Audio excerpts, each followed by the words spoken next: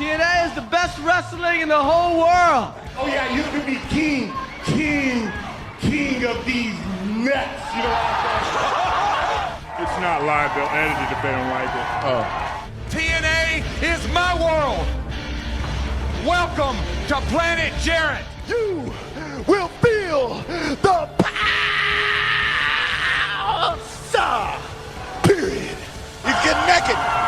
This is BS. This sucks. I've lost my objectivity and I don't give a damn. Welcome everybody to You've Got to Be Kidding Me, episode number 32. We are a TNA history podcast that covers TNA 1 month at a time. This episode we're talking about Final Resolution in January of 2005. I'm Garrett and Liam. I'm joined as always by my lovely festive co-host Liam Jones. Liam, how are you doing? Ho, ho, ho, ho, ho, ho, ho, ho, ho. You feeling the holiday spirit? This is gonna shock you. Mm-hmm. I don't care about Christmas. At all? Does it strike you at all surprising that I am not a Christmas person? Not particularly, but you don't have any ounce of festive spirit? I mean, I think this year is perhaps the most festive I've felt. Mm-hmm. And I'm at like 23%. That's an okay amount of festive. If I were to say the amount of festive I get, it's probably like 40-ish. I'm not like a Christmas psycho, but I do enjoy Christmas. Like, I would be perfectly content if, like, a tree didn't go up. I wouldn't, like, bat an eye. You wouldn't be like, oh no, there are no lights that make me feel happy. But adversely, I'm not, like, disgruntled that one does. I operate in that level. You're a man who can go along with the festive spirit, but could do without it. Yeah, I'll go along with it, but I will never instigate. I will not wrap presents, but I'll buy them. That's such a strange line to draw. Oh, because I don't want to wrap them. I'll buy a bag and put them in like a festive bag, but I will not wrap a present. That feels more like laziness than festive spirit. I will allow you to wrap it. For you? If I think not like for that person, but if someone's like, I'm wrapping gifts, I'm like, if you want, you can wrap it. But I'm not going to stop you. But I'm not going to be the one who does it. That sounds a lot like a guy who's just trying to get out of wrapping things, more than it does a guy who does not have festive spirit. I would counter that with, if I had festive spirit, would I not be wanting to wrap them regardless? No, I think you're just being lazy. Well, I would be just as fine being handed the gift and saving the paper. But the paper can be recycled. Don't you make this an environmental argument, pal. Yeah, but I won't. I'll throw it into the street. Leave it there to litter and try to throw it in a place where it will cause maximum harm and land in a dolphin's mouth. I'll find some Dickens-esque street urchin and piff it at his head. And then that street urchin will be like, this is the nicest paper I've ever gotten, sir. Thank you for your Christmas spirit. And I'll be like, make sure you eat it. Then he'll eat it and it'll turn out it's like that edible paper. And he's like, this is a delicious Christmas meal, sir. Thank you for your Christmas joy. No, it isn't. It's covered in lead. Then he'll be like, actually, I have low iron and the metal levels in my blood. You've saved my life. Garrett says, if you have low iron, go eat lead paint. Yeah, that's how you get better. I was going to do a fun ode to Red Letter Media's Half in the Bag and just get drunk for this, because I don't care. But I have no alcohol, so instead I'm just drinking a bunch of water and I'm super hydrated. So that means you're in prime podcasting condition. I've also, I think, learnt that my mic has been around the wrong way this whole time. This whole time, as in ever, or just for this podcast? Like, I mean, I'm sure at some points it's been in the position it is now, but semi-recently, I was having it hang down above me, and now I have flipped it so that it's pointing up at me. So it is not the most wonderful time of the year for you? What is the most wonderful time of the year? Yeah, if this isn't it, what is it? November? November? Why November? Let's finish uni for the year. Oh, your seasons are so weird to me to think that November is where you finish uni. That always upsets me. Well, that's only because. Well, what do you mean? Like, should it be finishing earlier or later? No, it's just because that's the your summer point. So it's the same thing for us, except that happens in May. But you are in the other hemisphere, so it upsets me. I never realized that it was a summer thing. Yeah. I assumed it was just an end of the year thing. Ah. Like you finish up November, get December off, and then you come back January. No, because our school year would generally run September to May. What the fuck?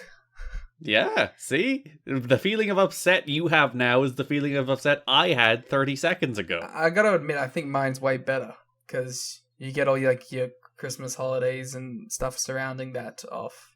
No, we get that too. I don't know. I think mine's better. I think having an end of year point and then you go back in fresh in the new year is better. I have to say. Mm-hmm. So eat shit, I guess. Mm-hmm. Mm. Oh, that's it? When you said I have to say, I thought you were going to make another point rather than underlying your previous point. No, it was emphasizing. Cool. Anything else going on with you? Yes.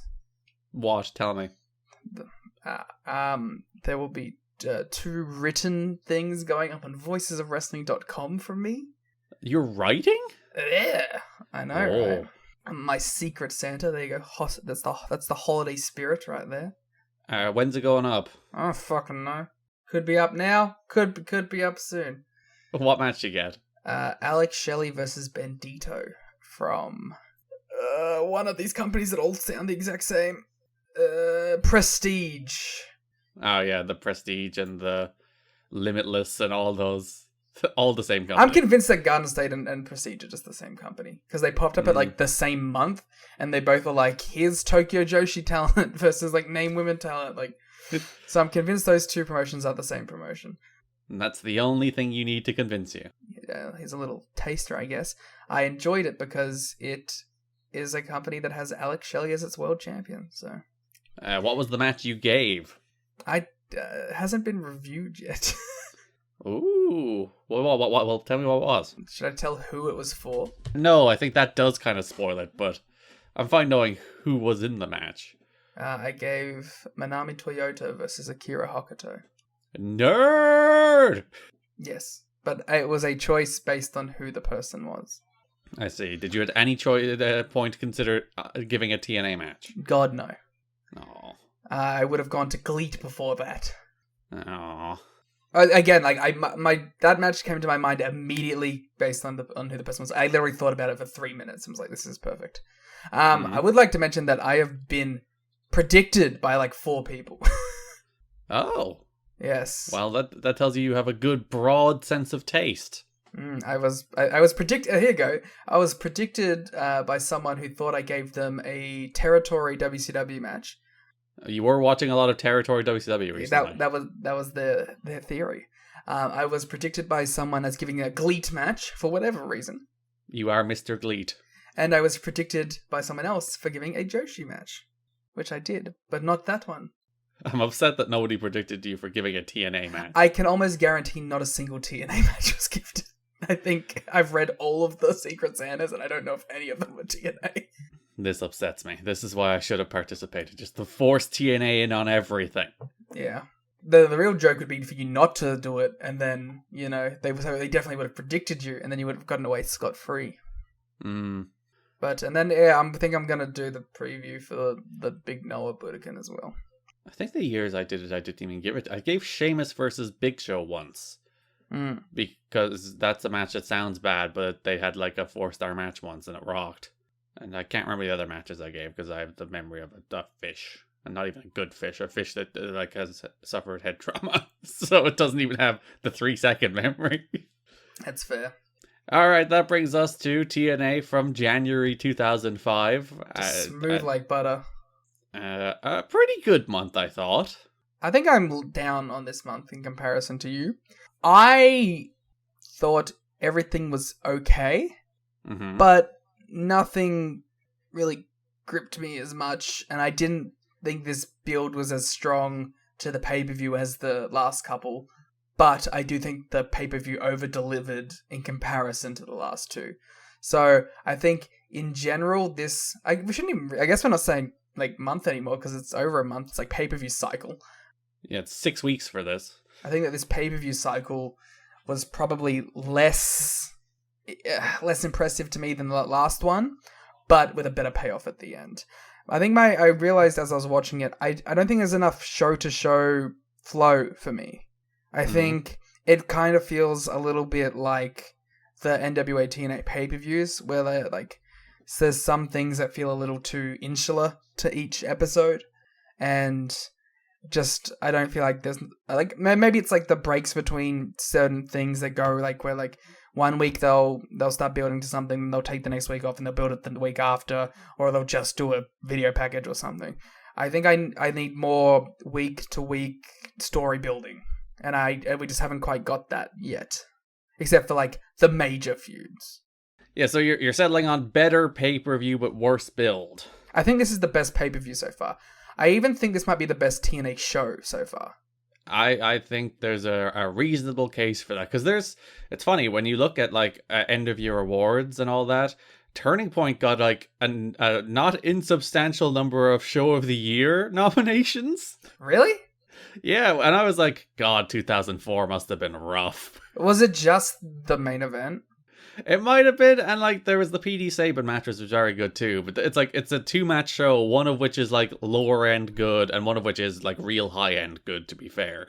And then the rest of the show is fine, and that's apparently Show of the Year level in 2004. I think one thing that puts it up above for me is that I liked this title match better. So I think inherently, like if that match I enjoy more than the major positive of last month's one, I'm gonna like this pay-per-view more. And when I think about it, I can probably think of like maybe the 3 or 4 best shows I consider in company history like come to mind, which is like last month's Turning Point, this show Final Resolution, the first episode of Impact, and this the World X Cup where that had Hoovy and Chris Sabin. And then maybe there was the one where the first cage match happened that also had like blow-offs to like 3 separate things on the same show. Those are like the 5 best shows in company history so far. And this is probably the best of them? I would say so. I would I think the only one that like I'd have to revisit the World X Cup show first. But I think this is probably better because it's better production, it's in a better environment. So it has those advantages, even if it's like a 1-to-1 match comparison thing. Yeah, because the crowd, I don't know how they've managed to get a crowd that are super hot, but the crowd are super hot at this stage. The Impact Zone crowd are so into shit. Was like the area just like kind of dead at that point? Like for wrestling stuff? Because like was FIP running? Oh, because yeah, FIP is going to change the game in Orlando. But like, you know, like these hardcores that would be going to every show were like maybe the same kind of people who are like, I want to go see Roderick Strong versus Danielson in FIP. I don't know. I think it's partially because like AJ's peaking and they have like a talisman people can rally around. Sure. But like they weren't this hot during the summer last year. They were hot at the start, but then eased off. But then, at the same time, they were also given much worse television shows that were literally nothing happened. There weren't even wrestling matches. So, it's weird to see that like they've come back with a vengeance ever since basically the first show. They've been hot for pretty much all the pay-per-views. And they seem to now currently believe in... It's the video packages, I think. It's like the video... They've bought into the video packages. I also think there's a palpable energy... And the pay-per-views do feel bigger than the TV by far. Like, when they cut to that crowd at the start of a pay-per-view, like, this crowd is amped up in a way that they aren't for TV necessarily. And that may be, like, the 8-hour taping blocks or whatever, but there's definitely, like, a freshness to the crowd when they go to these pay-per-views. And I just had this thought, it's half-baked, so it may not be real. But I'm gonna say it anyway. I don't think for the live crowd, there's necessarily a big gap in popularity for these outside stars coming in versus the homegrown stars at this point. I think, like, not as a total package. That's a good pun. Let's put that in the title and make 1,000 views. I don't think there is a that far off of a reaction for someone like AJ or AMW versus your Nash and your Hall at this point to the live crowd. Yeah, because Dave Meltzer makes, I think, that point pretty clearly this month, where he's talking about the booking philosophy of the choice between DDP, Monty Brown, or Kevin Nash, which ends up being the pay-per-view main event. It's a three-way on the pay-per-view. The winner faces Jarrett in the main event.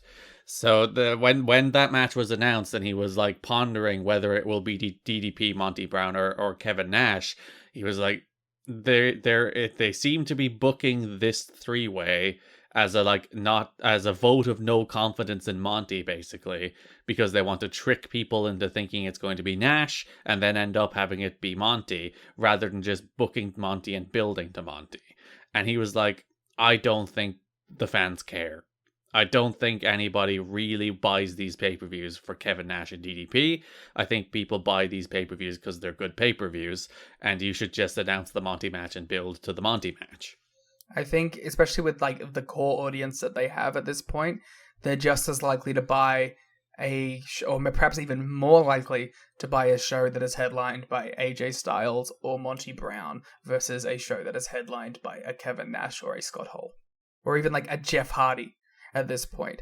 I think those guys are still super valuable to the roster. I'm not saying cut them all and just keep these guys, but I do think at this point that your core audience and your Impact Zone audience specifically are just as accepting of someone that's been built in front of their eyes, or even more accepting of these guys than the ex-Fed, ex-WCW, ex-ECW guys that are coming in. Yeah, if you did the build to this pay-per-view, where you basically built Monty and did the whole thing where you guarantee a title change without guaranteeing a title change, I think people would be way more into this show and more likely to buy this show than they are either Nash, DDP, or as they went with that triple threat, which again was a weird vote of no confidence in Monty, that they didn't think Monty was big enough to build a pay-per-view around, so they built it around the three-way, so you didn't have to build it around Monty himself.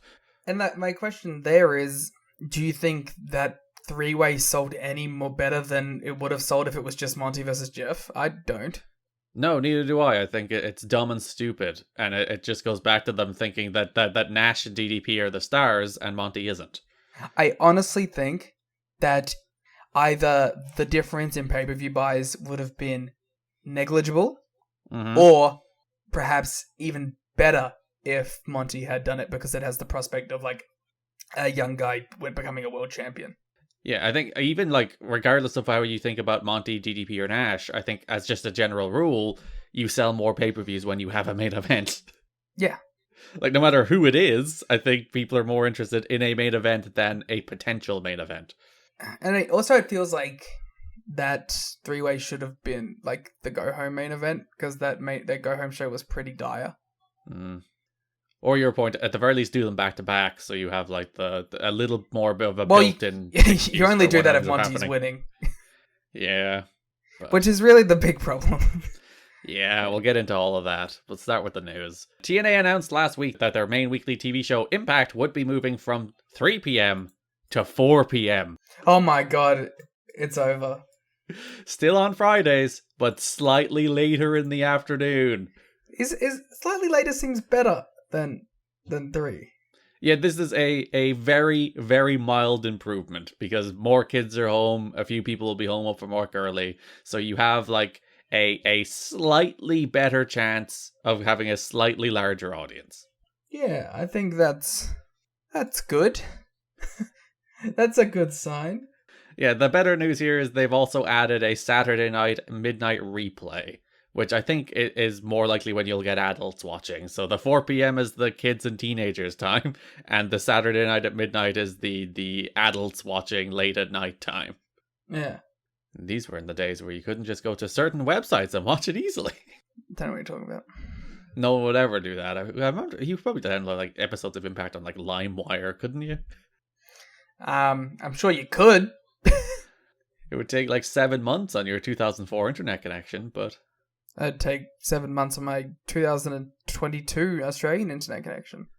So Saturday is like a more traditional wrestling time slot. There's been a lot of late night wrestling in back in the day, and then 4 p.m. is it's still kind of a death time slot. But listen, it's slightly better.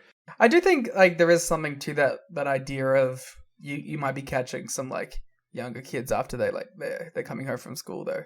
That might be there is a non-negligible bonus to that, I think, because that also, and as we've seen, like, you know, with people that were like, you know, our age when we got into wrestling and stuff, that does also create a run of long life fans versus people who may just watch it and then never revisit it ever again. You catch like a group of people in that time zone at that age, then you're pretty likely to keep them around as returning viewers. This is where you watched Naruto, isn't it? No, that was 10 p.m. Oh, that's prime time post Watershed programming then. Well, let me tell you. Well, let me tell you the reason, right? Mm-hmm. I actually do think that time schedule was beneficial because it made me feel like, oh, I shouldn't be watching this.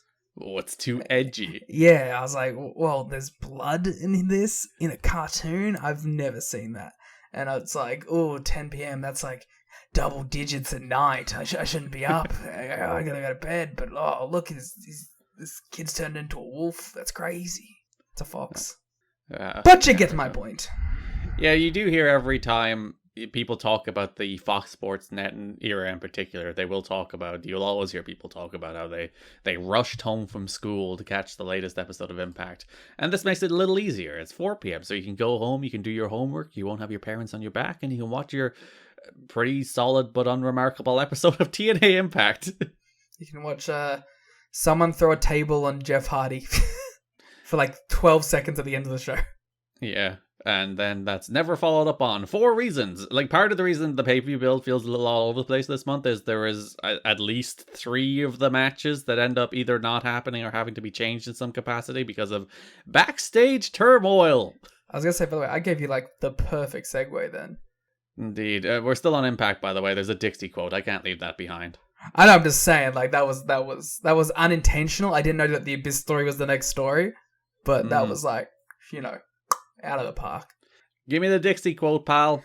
I don't know if I want to do it anymore. No, you can't back off the Dixie. The fans want the Dixie. You're like a person that has one song. Someone shout and play Wonderwall at you. And I'm like, no. Oasis have one song.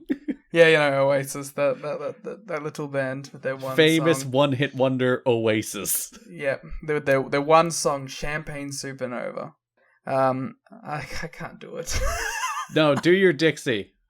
By changing the time slot of Impact to 4 p.m. and adding a Saturday night replay, we will expose the program to a much larger audience. Says to President Dixie Carter.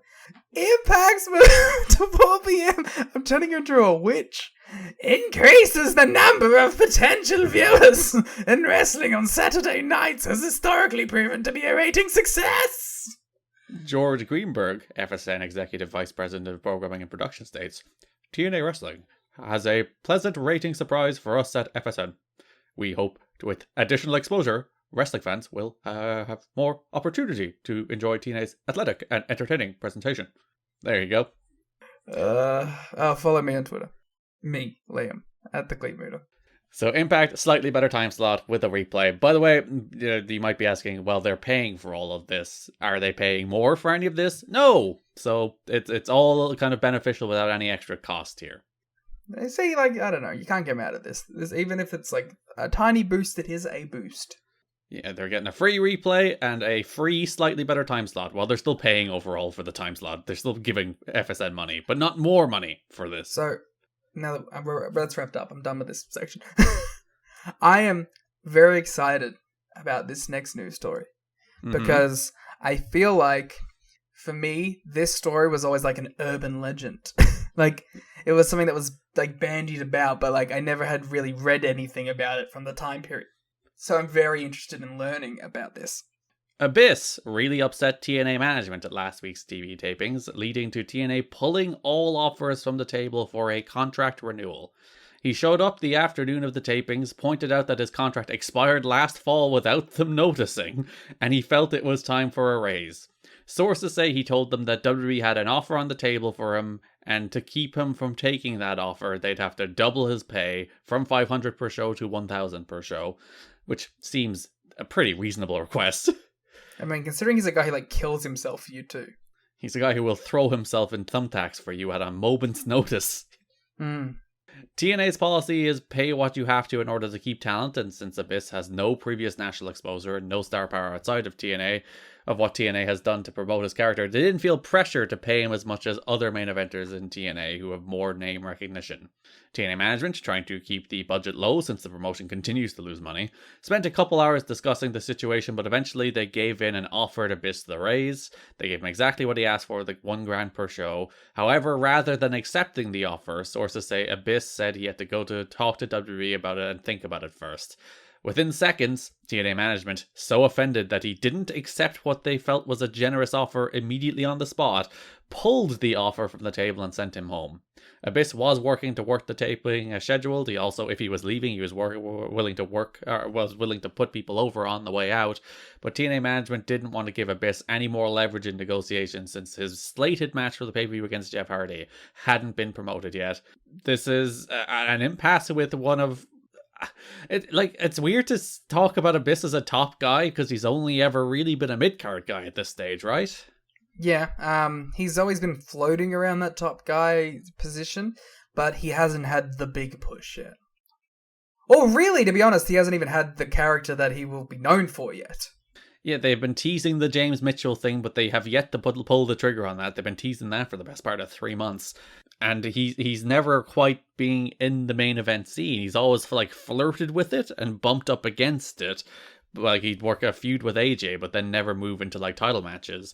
But yeah, this is like a fun what if moment. That like, what if Abyss jumped here? What if he did go to WWE? Because there was rumors of him even working Undertaker this year. That's what was potentially on the table. How insane! Like, is the idea of 2004/5 Abyss working the Undertaker? Well, when you think about the match he had in April 05 is arguably the best match of his career against AJ. You know what? You're not wrong there. So imagine in April 05, WrestleMania might have been March that year, drop him in there against Undertaker instead. I really wish I had like multi-dimensional viewing powers. Because I want to see what that was. It would be pretty cool. See what kind of career Abyss would have had. It might have been the case they would have said, "Oh, we're thinking about you for an Undertaker match, but also we're sending you to developmental instead." Like that could have easily happened. In fact, I would say it's almost more likely that would have happened. Well, what was the Taker match that year? Was that Randy 05? It seems like it was Randy. Which was a very good match, that Randy match. I haven't seen it. You know, I've seen like 3 WrestleManias ever. And like there was a moment in that match where Randy hits the RKO, and like the streak is a thing at that stage, but not. It's not drilled into your head yet. I feel honestly, it's weird that I feel like the streak doesn't really become a selling point as a major thing until like the Batista match. I almost go like. I don't even think it's a selling point by the Batista match, is it? Does Batista talk about wanting to end the streak? Because like the Batista match is a title match. Yes, but I think that was the first time where you started seeing like the number being bandied around a lot more. You know what I mean? Like even if that wasn't like the explicit purpose of the angle or the build to the match, it was a part of it at that point. It was it was starting to like build it up to that legacy where then eventually it would become the only build for the matches at Mania. Because I think Randy was the point where people most thought Undertaker was going to lose. Because Randy was doing the legend killer shtick at that stage. He was a young guy. He was probably, if you were to actually have somebody beat the streak, if you were to look back on all the streak matches, Randy probably should have been the one to do it. But also they milked the shit out of that thing for another decade anyway, so... I'm not like the Undertaker guy, but you know, the streak is by far one of the strongest things they've ever had. One of their best angles that they stumbled upon it by accident, as they always do. I wonder what the point was where they were like, oh, he has never lost at WrestleMania. I'm sure it was pretty early on. Like, but I don't know if that was like a let's keep doing it thing. I think like they got like 6 in and they're like, oh, that's a fun little fact. So Abyss was quite torn, apparently, in that he was a little offended that they didn't even notice his contract had come up. Fair. But also he felt a degree of loyalty to TNA, both because Dutch Mantel was one of the people who gave him his break in Puerto Rico, and TNA were the people that gave him his break in America. So, like, part of him wanted to stay, but then part of him felt slighted that, like, they moved heaven and earth to re-sign AMW when those deals came up. They're like, we'll give you a title run, we'll give you a pay rise, and then when Abyss's deal comes up, nobody even notices. You know what? If Dusty had got his full control and fucking Mantel was one of the guys who was out, he probably would have just gone. Yeah. So when Jarrett told Dusty Rhodes about all this, about the contract coming up and Abyss being on the fence and the thing about them being like, we're going to pull the offer because you want to go talk to, that's fucking bullshit. Fuck off with that shit. Yeah, that's like stupid wrestling logic that would never apply to real life stuff. Trying to pressure the man into signing a deal when he could potentially have a much better deal on the table is carny bullshit, and you can fuck right off. Yeah. But when Dusty was told they made it, even though Abyss agreed the job on the way out, they made the decision to pull him off TV. Again, likely to reduce the leverage he'd potentially have on the way out, which I guess makes a degree of sense. Also, killing any recent exposure to. Like, hope people forget by the time he gets there. Yeah, they did ever so slightly begin building to what was meant to be a TLC, or the first Full Metal Mayhem match, at the pay-per-view, where there was a kind of almost post-credits coda at the end of one of the episodes where you saw Abyss drop a table on a man and scream. You couldn't quite make out that it was Jeff Hardy, but I'm pretty sure it was Jeff Hardy. And that was meant to build toward a match, but then they had this contract impasse, and also Jeff Hardy missed an impact because he missed the taping through bad means, not good means. He just no-showed it. So it's been a tumultuous month for even Jeff Hardy, because they took the Abyss match off the show, put it back on, and then took it back off again when Abyss had his contract issues. So it's been a roller coaster ride of this Abyss and Jeff Hardy feud. But Abyss and the company came to terms on the 11th of January, but it was kept a secret from everybody. It is believed he got the raise he asked for, and then it does beg the question just how much interest WWE actually had in him. And again, I think if Vince did look at Abyss, who is a big guy, but he's not like a jacked lean guy. He's also not like a giant either. Because, like, if his shoot height is, I think, about 6'5", which by any standard is a giant, but in wrestling it's not. Yeah, it's just like a big dude. It's like Mike Awesome when he went to WCW, and you're like, oh, you're just like pretty big. So they did the classic TNA thing where they kept it a secret because they wanted the big surprise when Abyss walked out at the end of the Jeff Hardy-Scott Hall match on the pay-per-view and attacked Jeff Hardy, hit him with the shock troop and hit him with the Black Hole Slam. And Mike Tenay and Don West are like, he doesn't even work here. Never mind it, but he's not booked. What's he doing here?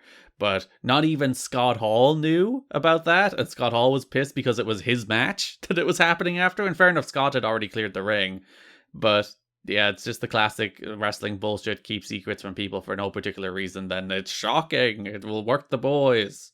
But also, like, I don't know, how many people who bought that pay-per-view were like, oh man, Abyss is out the door.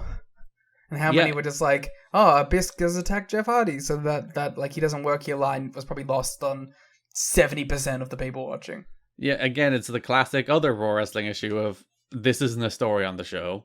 And like in the internet age, it's less of a problem because it would get around a lot further that Abyss would be on the way out.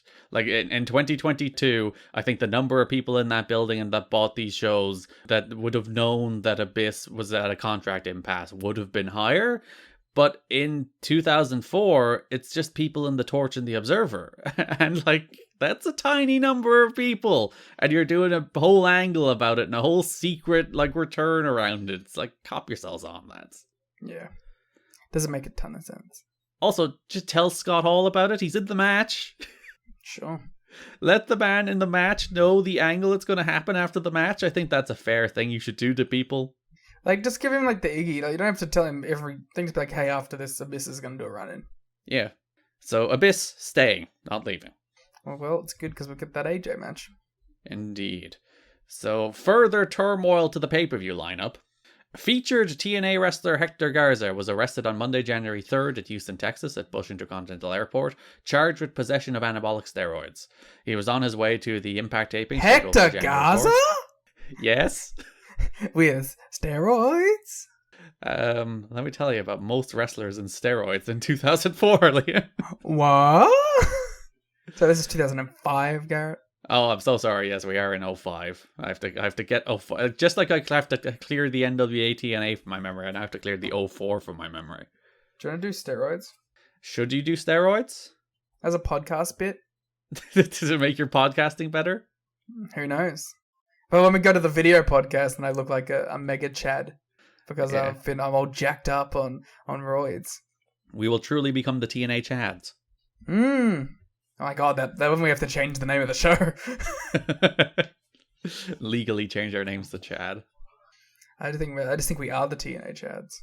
Garza was on his way to the January 4th Impact taping in Orlando. Garza was in Harris County Jail in Texas all week awaiting trial. His brother told Mexican newspapers that he had a prescription for the steroids and that proof was being sent to U.S. authorities. He could have been released on bail but chose not to, since if he returned to Mexico he may not be given a work visa to return to the US, even if he was attempting to prove his innocence. He was scheduled to face Hall on the pay-per-view that was built to for most of the month. It was one of the bigger stories they ran through the month too. But then it was also one of the more racist stories of the month. Well, that's TNA. Well, actually, that's wrestling more than TNA. But he was replaced by Jeff Hardy in the end. TNA's Brad Bernstein responded, TNA Entertainment does not condone the use of any illegal substances by an independent contractor or employee of the company. Shut up. That's the thing. Not like, we're upset that he is in jail. It's like, no, nobody uses steroids here. If somebody uses steroids, we don't know anything about that. I'd love to have seen the Dixie Carter steroid trials. Well, she does do an interview before Congress after the Benoit thing about steroids, which I'm now realize I'm going to make you read her entire congressional testimony in full on the podcast. Seems a little bad taste. No, it's been long enough. It's fine. Garrett says, "Move on, bitch." That explains why you were tweeting the other day about the Observer Hall of Fame, and you're like, "Oh, Dave let Benoit in, but he won't let Punk in. What the fuck?" And we're all like, "Garrett, that's not how it works." But you just kept going on with all those Twitter threads. No, that would mean I haven't gotten over it. You definitely could. Fair. Damn it. It was me. I made those threads. Whereas I'm like, Liam let it behind. Benoit, he was a good wrestler. Regardless of what you feel about you have to separate art from artist. Regardless of what you think about the atrocities he committed, he was a good wrestler. So I don't know about you, but I consider that theme song Rush's theme song first and foremost. Hector and his attorney are anxious to proceed with the case and prove Hector's innocence, and we look forward to his return, is the end of that quote from Brad Bernstein. So, the steroids he was taking were legal in Mexico, but he probably shouldn't have taken them over the border into the US, where they are, in fact, illegal. He probably didn't know. Yeah, and that's the problem, but there's the speculation there was also some immigration issues. There's a lot more context in the show notes from Dave if you'd like to dive deeper into it. It's a shame, given, they strapped the rocket to him this month. And that he's, one of the best wrestlers on the show. Yeah, so he beats AJ this month. He loses to Jarrett and Hall, but in main event matches. And then he went to get the win back against Hall on the pay-per-view. So, they really were going all in on Hector Garza. This was the month where they were like, let's try and make this guy our Latin star. It was a big Dusty Rhodes initiative to make Hector Garza their big Latin star. And, well, it ended very, very, very abruptly. Did they just give up? Well, I think he was banned from the US for, 5 years in the end. Oh, fuck. I did check the next time he worked in the US, the only other time he worked in the US before he passed away, sadly, was in 2011. So he didn't work in the US for another 7 years after this. I am devastated.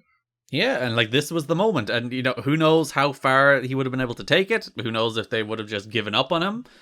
But they were trying, they were really honest to goodness try. He main evented 3 Impacts this month. And the next year when we start talking about guys that they start elevating, like re-elevating, like with AJ, or elevating back to that top level with your Abyss and your Monty Brown. He could have been another one of those names, and then via proxy, one of these like TNA guys for the next 10 years. Who the fuck knows?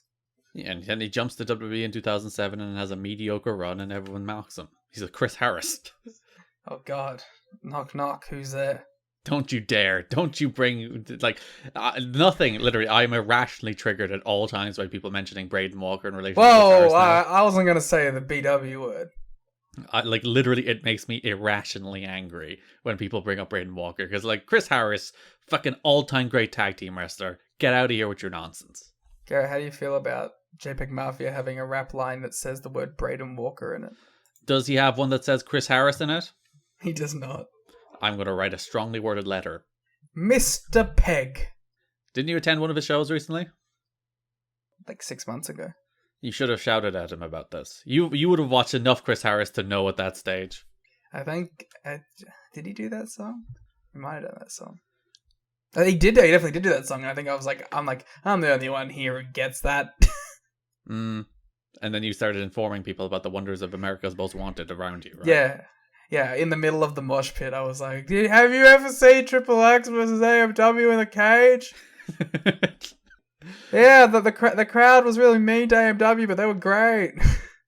Garza pleaded guilty in a hearing on the 11th of January on misdemeanor charges of steroid possession and sentenced to 15 days in prison, of which he had already served 9. He was allowed to return home to Monterrey, Mexico, and did not have to post bond. They were hoping this wouldn't affect his visa status or wouldn't affect his ability to come back to the US and wrestle. And as I said, he didn't wrestle again in the US until 2011 and never wrestled again for TNA. Free him. Free my mans. So we have Abyss out of the pay-per-view for reasons, Garza out of the pay-per-view for reasons, and to follow up on last month, Randy Savage out of the pay-per-view for reasons. Yeah, but this one could be a positive. A few we've talked to, this is from the Wrestling Observer, shared the viewpoint on Savage we mentioned here, although it's more of a problem of how the company handled it, not any defense. The belief is that when you're talking to a guy like Savage at that level, you should lay out the entire program and get a contract signature and agreement before even starting the program. That seems like we call that the TNA historical problem. They do be love booking guys before they even have contracts. I suppose they're at that stage where they're like, please, we just need some appearance. We'll take anything. If it works out, it works out. Savage should never have pinned Jarrett on the assumption that he would be back to do the job in the singles match on the pay-per-view without it being agreed to. Another aspect not talked about is the long-standing lack of trust stemming from one of the most bitter promotional wars in history between the Poffel family and Jerry Jarrett, even though they made peace when it was over and did business together, and in a sense it was Randy becoming a star in the Jarrett territory against Jerry Lawler that gave him the exposure that led to WWF having interest in him. So the Jarretts and the Savages don't get along inherently, and now they're just screwing each other over one more time on the way out. That's fun. Dusty Rhodes and Jerry Jarrett both talked to Savage for 15 minutes on the 7th of December to lay out the scenario of Savage losing at the pay-per-view, and Savage was like, nah, fuck that, I'm going home. That's fair enough. This all happened 15 to 20 minutes before the review started, which threw a monkey wrench into everything since Savage was booked all over the show. Oh no, 15 minutes. It's a raw situation throwing these shows together. One of the funniest lines came from Bobby Heenan when someone noted to him that the Poffos don't trust the Jarretts. Bobby Heenan responded, the Jarretts don't even trust the Jarretts. He's not wrong, and he's also the GOAT. Bobby Heenan, who you will be seeing in 2005. There was no clue as to who they would go with in the main event at Last Word. At the tapings, the idea was to call Sting and try and use him as a stopgap, which they do kind of tease, because Dusty Rhodes is like, you won't believe the name on this contract. It's a huge surprise. It's actually a thriller. They drop the idea that it's a huge surprise real quick, but they do promote it for a week that it's going to be a big surprise that's going to shock the wrestling world. Should have just been Dustin Rhodes. His son. That's nepotism, we call it. Regardless. So if you're wondering when in that week that they teased it was a big surprise, who were they looking for? The answer is always Sting in TNA history. It's like, who are they looking for? It's Sting. They're always looking for Sting, but Sting apparently is not bothered at the moment. I mean, I think Sting in comparison to everyone else in like a big title match like that would have drawn better. Yeah, because Sting doesn't really have like the sinking WCW stink on him, does he? No, he's like a real star. Yeah, he always had his aura. Even to the very end, he had his aura in WCW. And he had a TNA, I guess, too. Yeah, for sure. And like I said, Sting's a TNA guy. Fuck WCW. Jerry Lynn is planning to return to the ring in June. At this point, he intends to work indie shows on the weekend and continue to work for TNA as an agent. There is always a chance that TNA will want to use him as a talent, but the fact that he started as an agent before he worked as a talent has him questioning whether the company wants to let him perform both duties. Oh. Yeah, he does. You will see a Jerry Lynn match this year, but just one. Woo!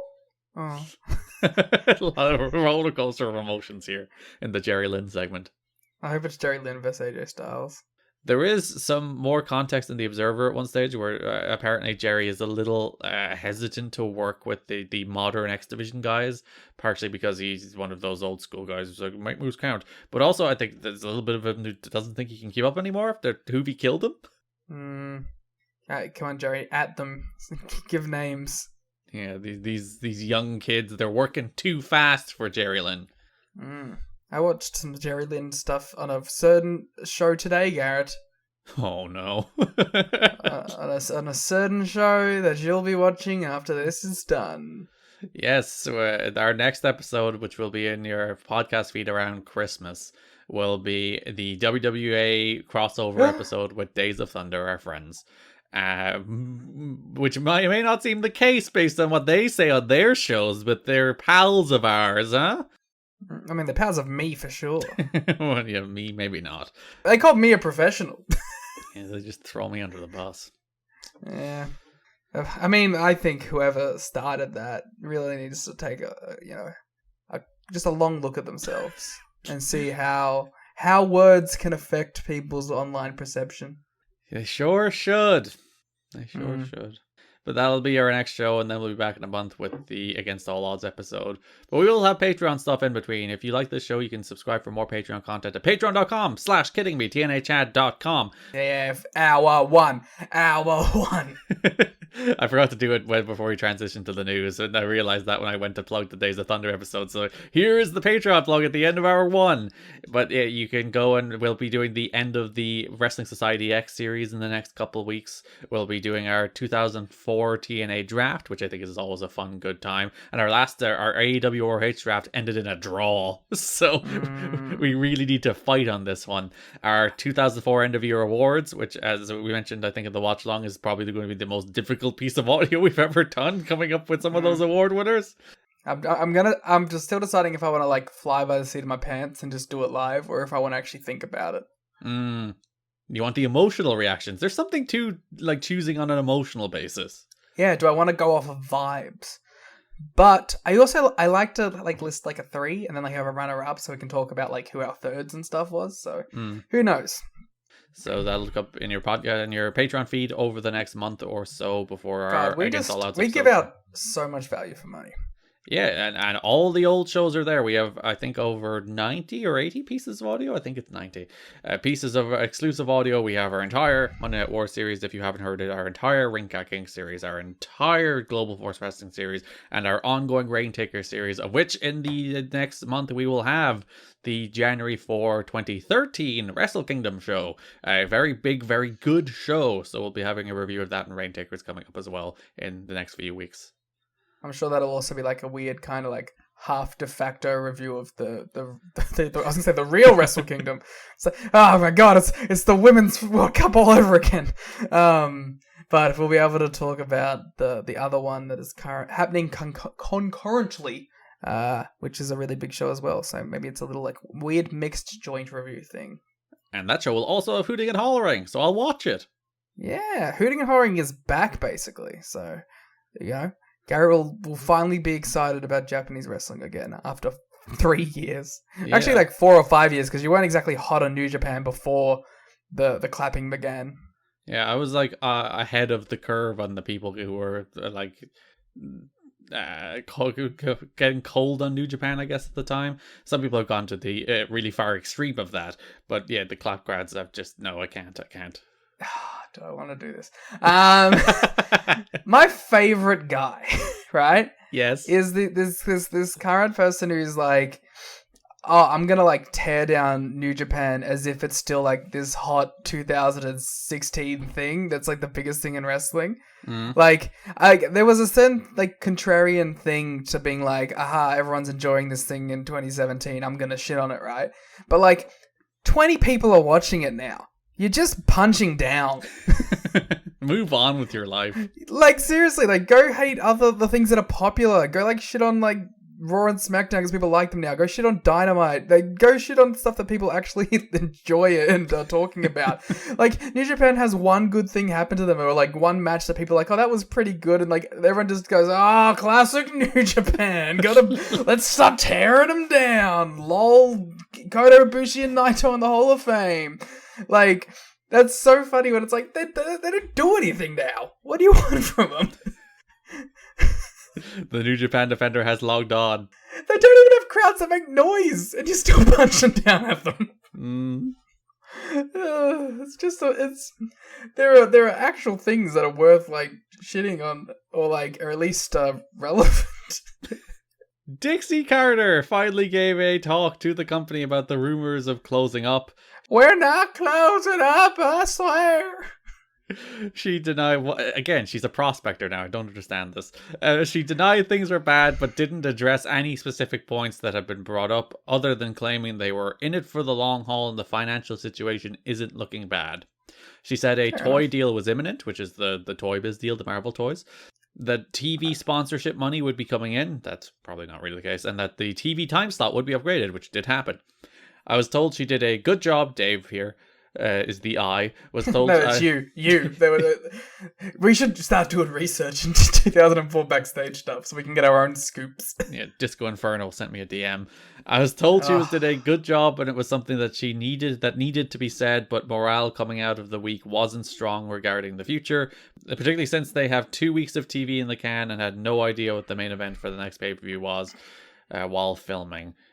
Well, get over it. Randy Savage walked out. You know what? And Sting said no. I'm curious if, God, I am the company defender now. Anything happens, I'm like, here, let me talk my way out of this one. I'm curious if the people going, oh, the morale isn't strong, is like, if it's just like Kid Cash talking to Dave, you know what I mean? Like, yeah. If it's just people who are already disgruntled in their positions, and like 70 to 80% of like the locker room is like, everything's kind of okay at the moment. You know what I mean? If like, because if something's going all right, you're not going to contact Dave and go, everything's going all right now. But if you personally have a gripe with the company, you're going to be like, oh, it's fucking terrible here. And you're going to go make a mess of it. You know what I mean? So unless like, I'm not saying that I don't think there's a bunch of people who are loving it at the moment, but because like that would have gotten reported, I feel. But I'm sure like most of it, like 70 to 80% of it, of the locker room is just like kind of indifferent to things right now. Yeah, there might be like some anxiety about whether or not the company will be around, and that's like natural anxiety about your job and career. But like, isn't that also just like any startup that's like only like a few years into their run? Like, I don't know. And to be fair, when you watch the shows, it does not look like a group of people who don't care and aren't trying. It looks like, frankly, quite the opposite. That was going to be my exact point. When AMW go out there after signing like their brand new deals, do they look like they're fucking shaking in their boots about everything? Like, maybe it's just people who like right now might consider themselves on the chopping block because they're either like not in positions that they feel like want to be, or like they're not in feuds that are necessarily going anywhere, or like not in feuds, and they're just people who are genuinely or generally disgruntled in the company, and it has like nothing to do with the current situation, because I don't see how this situation right now is any worse than the last 4 years. Yeah. Like, why is now so specifically a morale low point when there's been 4 years of this basically at the same level? Like, I'm sure there's like you said, there is a general level of it, of like worrying about your job and your money and whatever, but I don't see how this is any worse than it has been, and we've been reading every backstage note for the past 4 years, so. Yeah, and it's funny, that note came from Dave, and there is a note in the PW Torch as well Overall, morale is said to be up in TNA right now, with wrestlers happy with Dusty Rhodes' management style compared to Jeff Jarrett. Dusty, without the burden of having to run the business side like Jarrett did, is able to concentrate just on booking. As a result, he is accessible and friendly with wrestlers more so than Jarrett. Jarrett, on the other hand, always seemed to be in too much of a hurry to spend time with anybody, but the top stars he favored. Sources say Jarrett, a real elite of this guy. Jarrett said sources say that Jarrett is more relaxed these days too, without the booking burden. So like there is literally this month a contrasting viewpoint about the degree to which morale is down, which kind of just proves my point. Like a Kid Cash type is talking to Dave and an AMW type is talking to the PWI. Yeah, PWT. But I don't know, it just seems like Dave's thing, and I think Dave does this a lot where he hears from like one or two people and then equates it to the whole locker room. When like you're getting a very specific set of opinions from people in a business that is very egocentric, and if it isn't going right for me, it isn't going right for everyone. During that Dixie Carter meeting, she said that the company learned that the monthly pay-per-views blew away the money they were making while running the weekly pay-per-views. The word floating around the office is that they felt they only needed 17,000 buys for the pay-per-view to be profitable. That's not to cover the entire cost of the company. That is just to cover the costs of that pay-per-view specifically. They'd need about 50,000 pay-per-view buys to be a profitable company. Who do you think's doing more pay-per-view buys? Ring of Honor 2022 or TNA 2005? TNA 05. Hell yeah. Just about. Shit. Tony. Most of the TNA 05 pay-per-views have done between 25 and 35. Ring of Honor was a 22, 25, and then it was Death Before Dishonor, whatever the middle one did do better. I think it was like 38.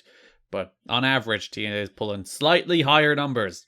Shoutouts to my guy on Twitter who was like, with Jericho Claudio, I was expecting 100,000 pay-per-view buys. And they got 25. Like, I was expecting like triple what they've been doing. I was expecting comparable AEW numbers. Oh dear. People and their very bad takes and not being smart. I don't even know if it's takes, because I don't think it's opinion as much as it's just chucking shit out online for like reactions. Even if it's not like something you don't necessarily like. I don't think it's people like, I don't believe in this thing, blah, blah, but I think it's just like, what's a thing I can say? I don't understand people who thrive on that kind of engagement. Well, I think it's people who aren't very creative. I get 3 people being annoying in my mentions, and I'm like, I'm muting this tweet forever, I'm going to lose my mind. It's like, It takes like 3 people to do that to me. How do people actively seek out that kind of engagement? Well, I don't think they're very like, and I'm not talking about anyone in particular. I don't think they're very inspired about actual wrestling analysis. Whereas I am the deepest, smartest wrestling analyzer. Except, like, it's crazy because you're so wrong about so many things. But it's thoughtfully wrong. As one Chris Jericho said, fuck you, Garrett. Hey, attacking me. How dare he? No, I was just quoting the man who drew 25,000 at Ring of Honor. Yeah. Don't leave that one in. No, that's staying in, pal. No, I didn't mean it. It was purely comedy. It's like Rich said, this isn't a historical podcast. This is a comedy podcast. I hope Chris Jericho blocks you too. That was the funny thing that happened. I woke up and a bunch of people were like, oh, your mentions must be fire. I'm like, why? Because Chris Jericho blocked me after he said that tweet, so I didn't even see the notification for it. So I was like, what? Why are people freaking out? First of all, I want to say I love Chris Jericho. I think you've been on a credible run this year. I think this is I said nice things about Jericho that night too. I literally said it's like his best career year. Please don't speak over me. I'm trying to talk to Chris right now, who's listening. I think that you've had an incredible run this year. I think that this has been one of the best years in your entire career. And I also want to say that Garrett is a bitch, and you're right to do what you did. You did quote tweet him and back him up, which upset me. I mean, like, what was my quote tweet not the truth? You have been saying that for years. It's true. I was simply saying a truth. I had a question. Do you think Chris Jericho, like took the time to, like, know, like, who you were? Do you think he was like, I'm going to click the account and see how many follows and what it says on this? Or do you think he was like, this is just some dork? No, he vanity searched to get the all the back pats because he quote unquote put a guy over in a match that was all about him. It was a great match, to be fair, though. Look at you. You're like, please don't be mean to me, Chris. I'm so sorry. No, I am fair and unbiased. I'll say the match is great. The match was all about Chris Jericho. It wasn't about Action Andretti. Come on. But he wanted... It was Chris Jericho because he wanted to do his 1, 2, 3 kid moment. I get it. Yeah, I mean, but if it helps the guy, it helps the guy. But it was about Chris. It was a Chris Jericho thing. Yeah, he wanted all the back pats, so he searched his name, and then he found a tweet that clearly he saw an amount of truth in that made him mad, and then lashed out at what I assume is a stranger. I don't think Chris Jericho knows remotely who I am. So, not that I even think Chris Jericho should know remotely who I am. But you don't think he clicked on the account? You know, saw the followers, was like, oh, this is a man of the community. This is a wrestling journalist adjacent fella. Or do you think he was just like, this is Joe Smo who's tweeting? No, he just saw the tweet when he was vanity searching. Do you think he saw the likes? It got a lot more likes after he's quoted it. But that actually, legit, that was my favorite thing. If you go look at the mentions of that tweet, at least like 70% of them are actually like, he has a point. And then there's a couple of people who are in there who's like, oh, Chris, this guy's an idiot. Go off, King. And then like a couple of those people get ratioed by people saying, no, he has a point. So fuck you, Chris. Whoa. Like I said, you've been on a tremendous run this year. The Moxley match was incredible. That's all I got to say. Remember when he wrestled Bandito? That was a good match. That was a very good match. Several TNA wrestlers worked a benefit event for Sabu on December 12th in Detroit, Michigan. TNA agent Scott D'Amore put the show together and lined up the 600-seat building. The show was sold out and the wrestlers were under the impression that a large number of fans were turned away at the door. Shane Douglas pinned Raven in the main event with Mick Foley as the special referee. Damn, do we have to watch this show? Do we have to track down footage of this show? I'm not sure. Is it available? I didn't even check. Is this TNA adjacent? The wrestlers who worked the benefit were not paid. Most sold pictures during the intermission and donated their profits to Sabu. Some of the wrestlers were forced to pull some money out of their picture sales to cover the travel expenses. Originally, the word was that TNA was going to cover the transportation costs, but that did not turn out to be the case. This will bankrupt us, no. Sabu is still recovering from an illness. He is planning to return to the ring once he's healthy, but sources are under the impression that he will be sidelined for a few more months. From Sabu in an interview at Wrestling Shoot Interviews, he says he was in Puerto Rico and he bought some steroids, took them home, gave myself a couple shots and it was contaminated and I didn't know it. It was because of the steroids that made me sick. It was because the bottle was contaminated with bacteria, so it made me sick and brought me close to death. Steroids are really working their way through the TNA roster at the moment. Yeah, a real steroid company right now. The only one. I did see the clip of Nash on Fox News after Benoit talking about steroids, and the host is like, so you say you've never seen roid rage? That doesn't seem likely to me. And Nash is like, bitch, doesn't use bitch, but listen here. So he goes, super cracker. Have you ever used steroids? And she's like, no. It's like, I have, and I've never seen it. Yeah. Yeah, I like I don't, maybe like is not the word, but it's interesting that with the whole Benoit thing, there was so much oh, this is steroid, blah blah blah. When it's maybe it was the concussive headshots and severe mental illness. Yeah, it's a lot more likely to be consistent head trauma than steroids. But roid rage is such a stupid throw a random thing at the wall as a justification thing. You know what I mean? It's a very silly thing to blame it on. Yeah, it's unlike Fox News to be sensationalist.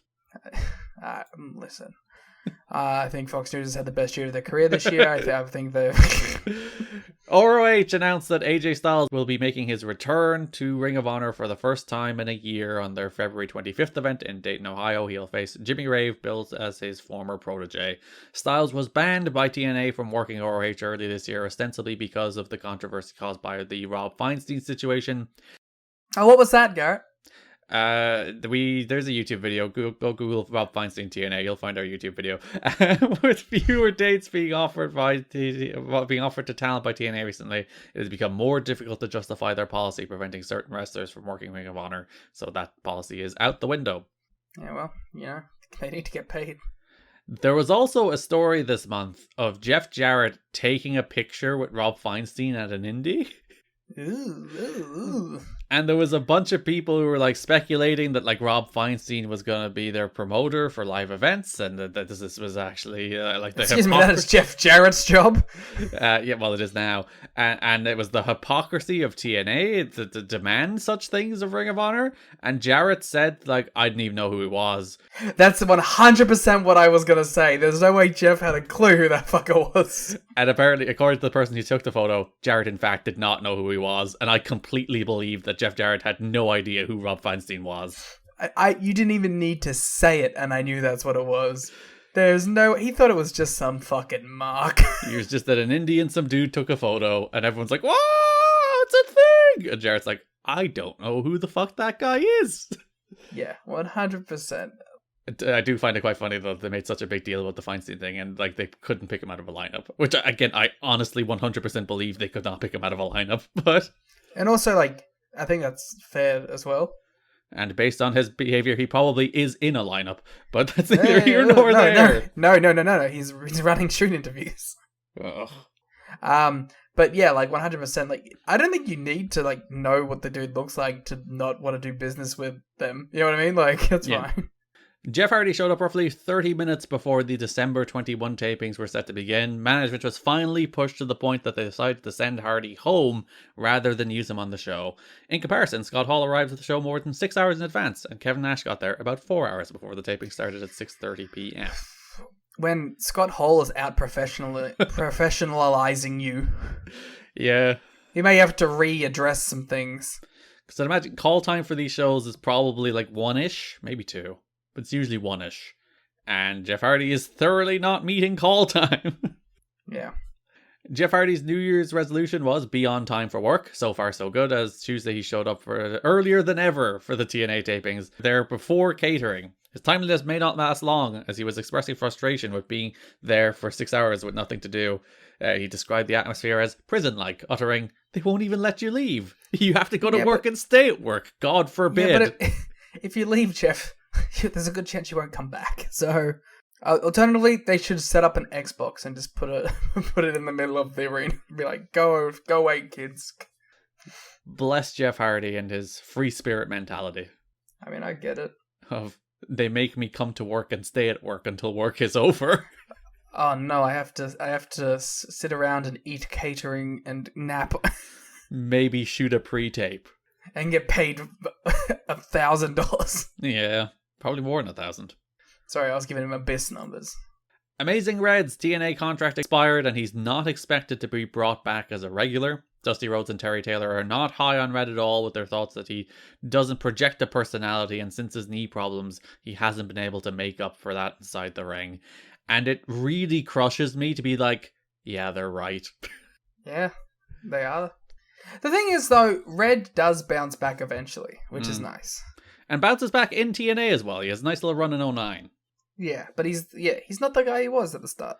He's just not. And like we've been talking about it every time we saw him in 04, that after he came back from that knee injury, he just wasn't the same. He just didn't have the same oomph to him. He didn't have the same snap to him. He's just a guy in the X Division, and he does not feel like he should be anything else. And I think Dusty Rhodes and Terry Taylor's assessment of him at this stage is very fair. And it upsets me to say that about Amazing Red. If I am them, I probably make the same call at this point.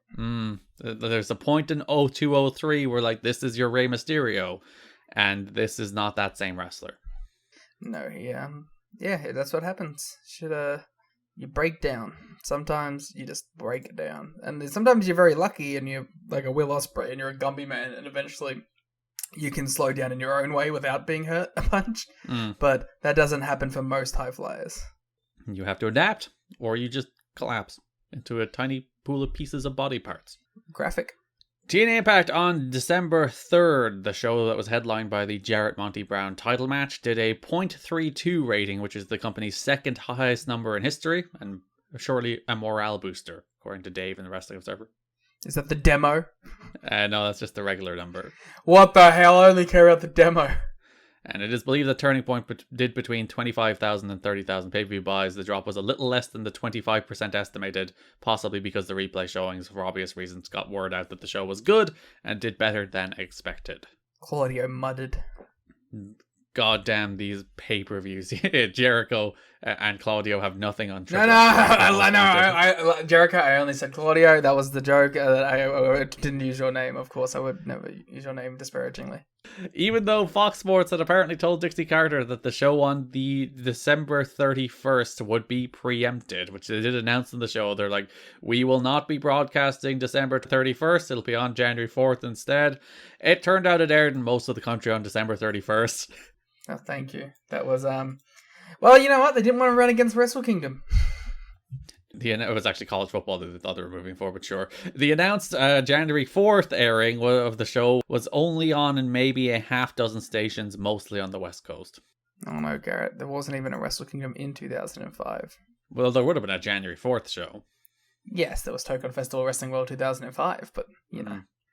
Can you recite to me the main event of that show? It was Satoshi Kojima versus Yuji Nagata. Well, you're wrong. Oh no, how could I have predicted being wrong? Garrett, it was obviously Shinsuke Nakamura versus Hiroshi Tanahashi. No ideas already, run out of them. That was the first match, wasn't it? But still, out of ideas. That was for the IWGP U30 title. Which we will see in TNA. See? Look at us. There you go. Everything comes back to TNA in the end. You know who else was on this show, Garrett? Who? Manabu Nakanishi. And if you want to hear more about Manabu Nakanishi, you can go to tnachad.com and listen to Rain Takers, our series covering 2012 New Japan. And we're heading into Wrestle Kingdom, which was January 4th, which was meant to be preempted for TNA in 2005. Brought it all back. Well done. Mm-hmm. So it does speak to a little of the disorganization between TNA and FSN. They're like, you're going to be preempted. They're like, cool, we'll announce that. Turns out you weren't preempted. It's like, oh, okay. Just show us twice. Bill Behrens, who worked backstage at the TV tapings, was told a few days ago after the tapings he was being let go. This came after Behrens took a meeting in Stamford to discuss helping with WWE's proposed new Atlanta developmental system. While Behrens is believed to have not accepted the offer at the meeting, even before the meeting, at the tapings the vibe was that he wasn't going to be around much longer as he was negotiating business with the enemy.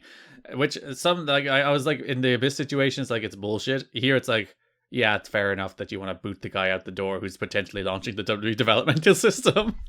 Yeah, you know, where he could be talking to a bunch of young talent with contracts coming up or, you know, anything like that. That is one of the instances where it's perfectly fair and rational to be like, even if he said no, the fact that he took the meeting reduces the amount of trust we can have in him. Yeah. Johnny Swinger asked for his release on the 1st of January, but at press time had not heard anything back from anybody in the promotion. His contract calls for a nightly pay deal, and since he's only been used sparingly over the past few months, he hasn't made much. He has to either be used full-time or let out of his contract.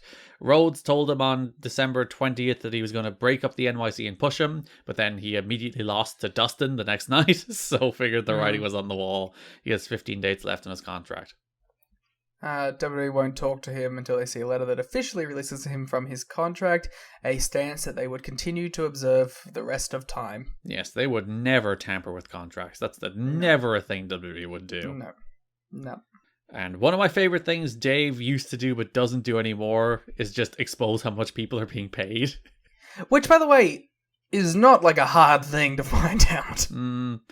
The top paid wrestlers in the company at the moment are DDP, Kevin Nash, and Scott Hall, all of whom are making $5,000 per show. Most in the company are making between $300 and $1,000, with a few of the bigger names, Raven, Rhodes, AMW, making more than $1,000 per appearance. Probably Jeff Hardy. I'd imagine Jeff Hardy's in that group too, yes. Probably Styles as well, I would hope. And Jarrett is making significantly more, and he's probably the highest paid in the company, given he's part owner, world champion, and makes a lot of the business decisions. Yeah, if I was the owner and made a bunch of business decisions, that would pay me a lot too. I'd deserve it. I'd earn it. Yeah. Look at me, I'm world champion. I'm putting all this effort in. I'm getting Monty Brown over at the pay-per-view. Like, you know. You're over, yeah. That brings us to broad topics for the month, starting with the world title picture. As we mentioned, Randy Savage was meant to main event Final Resolution. When he pulled out, they then didn't really have a main event for Final Resolution. No, I don't think we ever really ended up with one. I don't know why they didn't just do a 4-way. Or just do Monty. Just announce the Monty match and do the Monty match.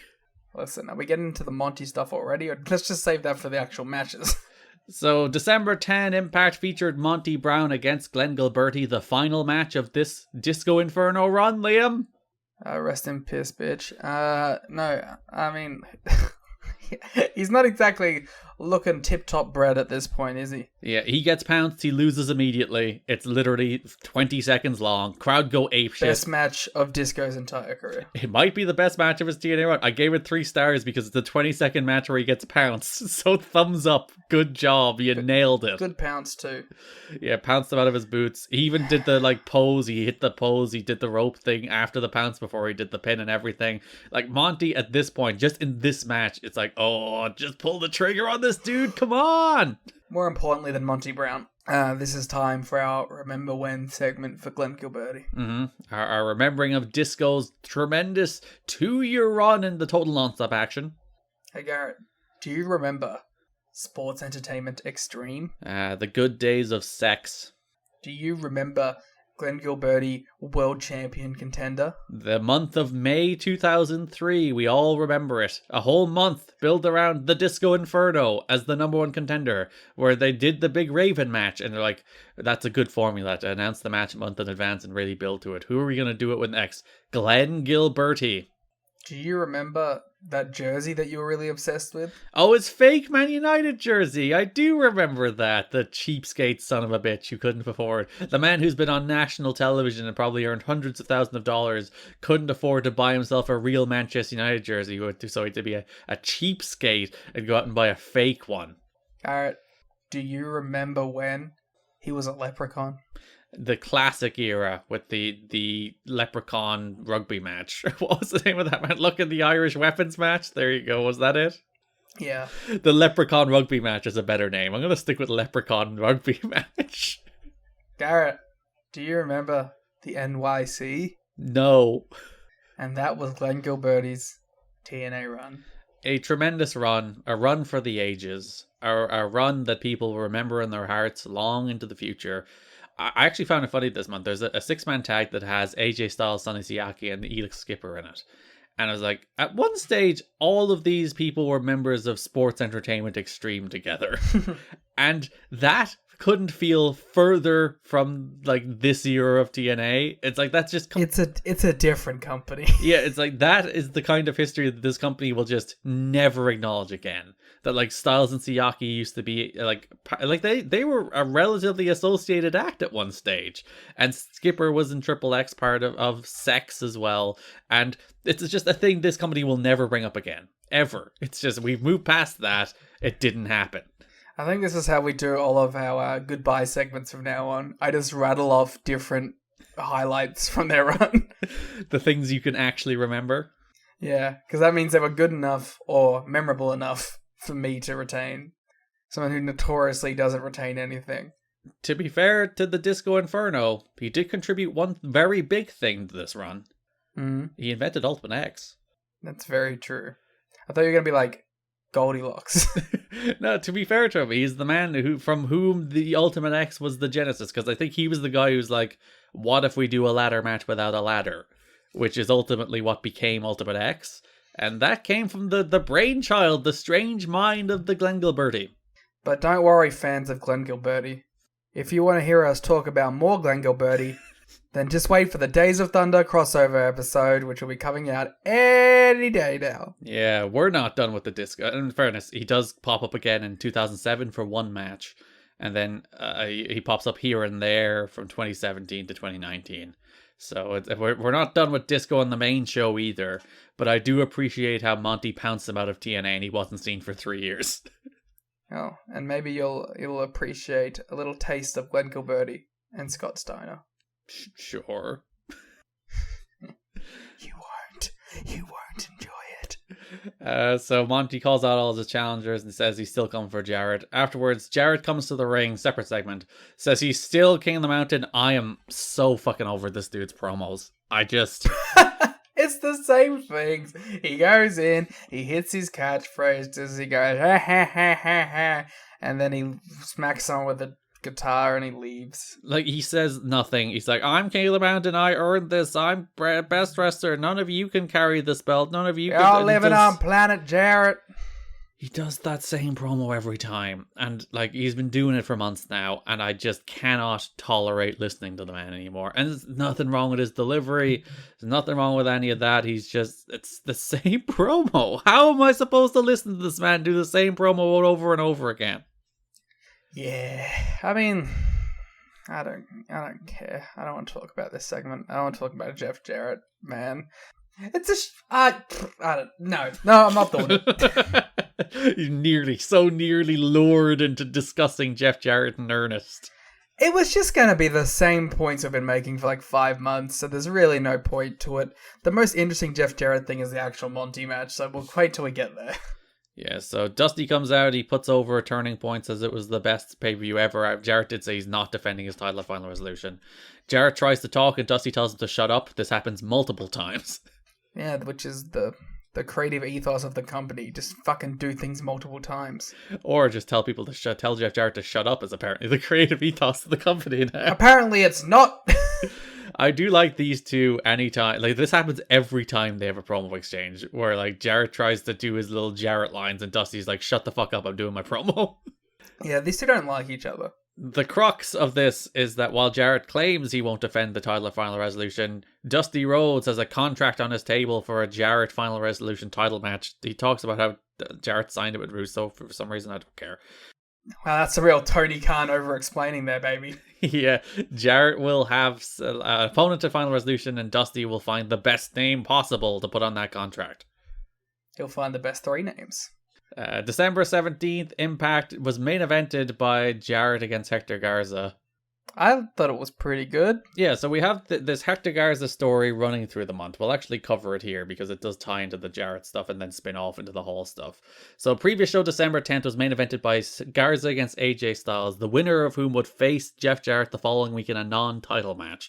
So that's a big reward to get to wrestle Jeff Jarrett on television. Well, the idea being that if you beat Jarrett there, you'll get yourself an NWA title match. And I guess in this current instance where there's not a number one contender, that's, I guess, a better reward than others.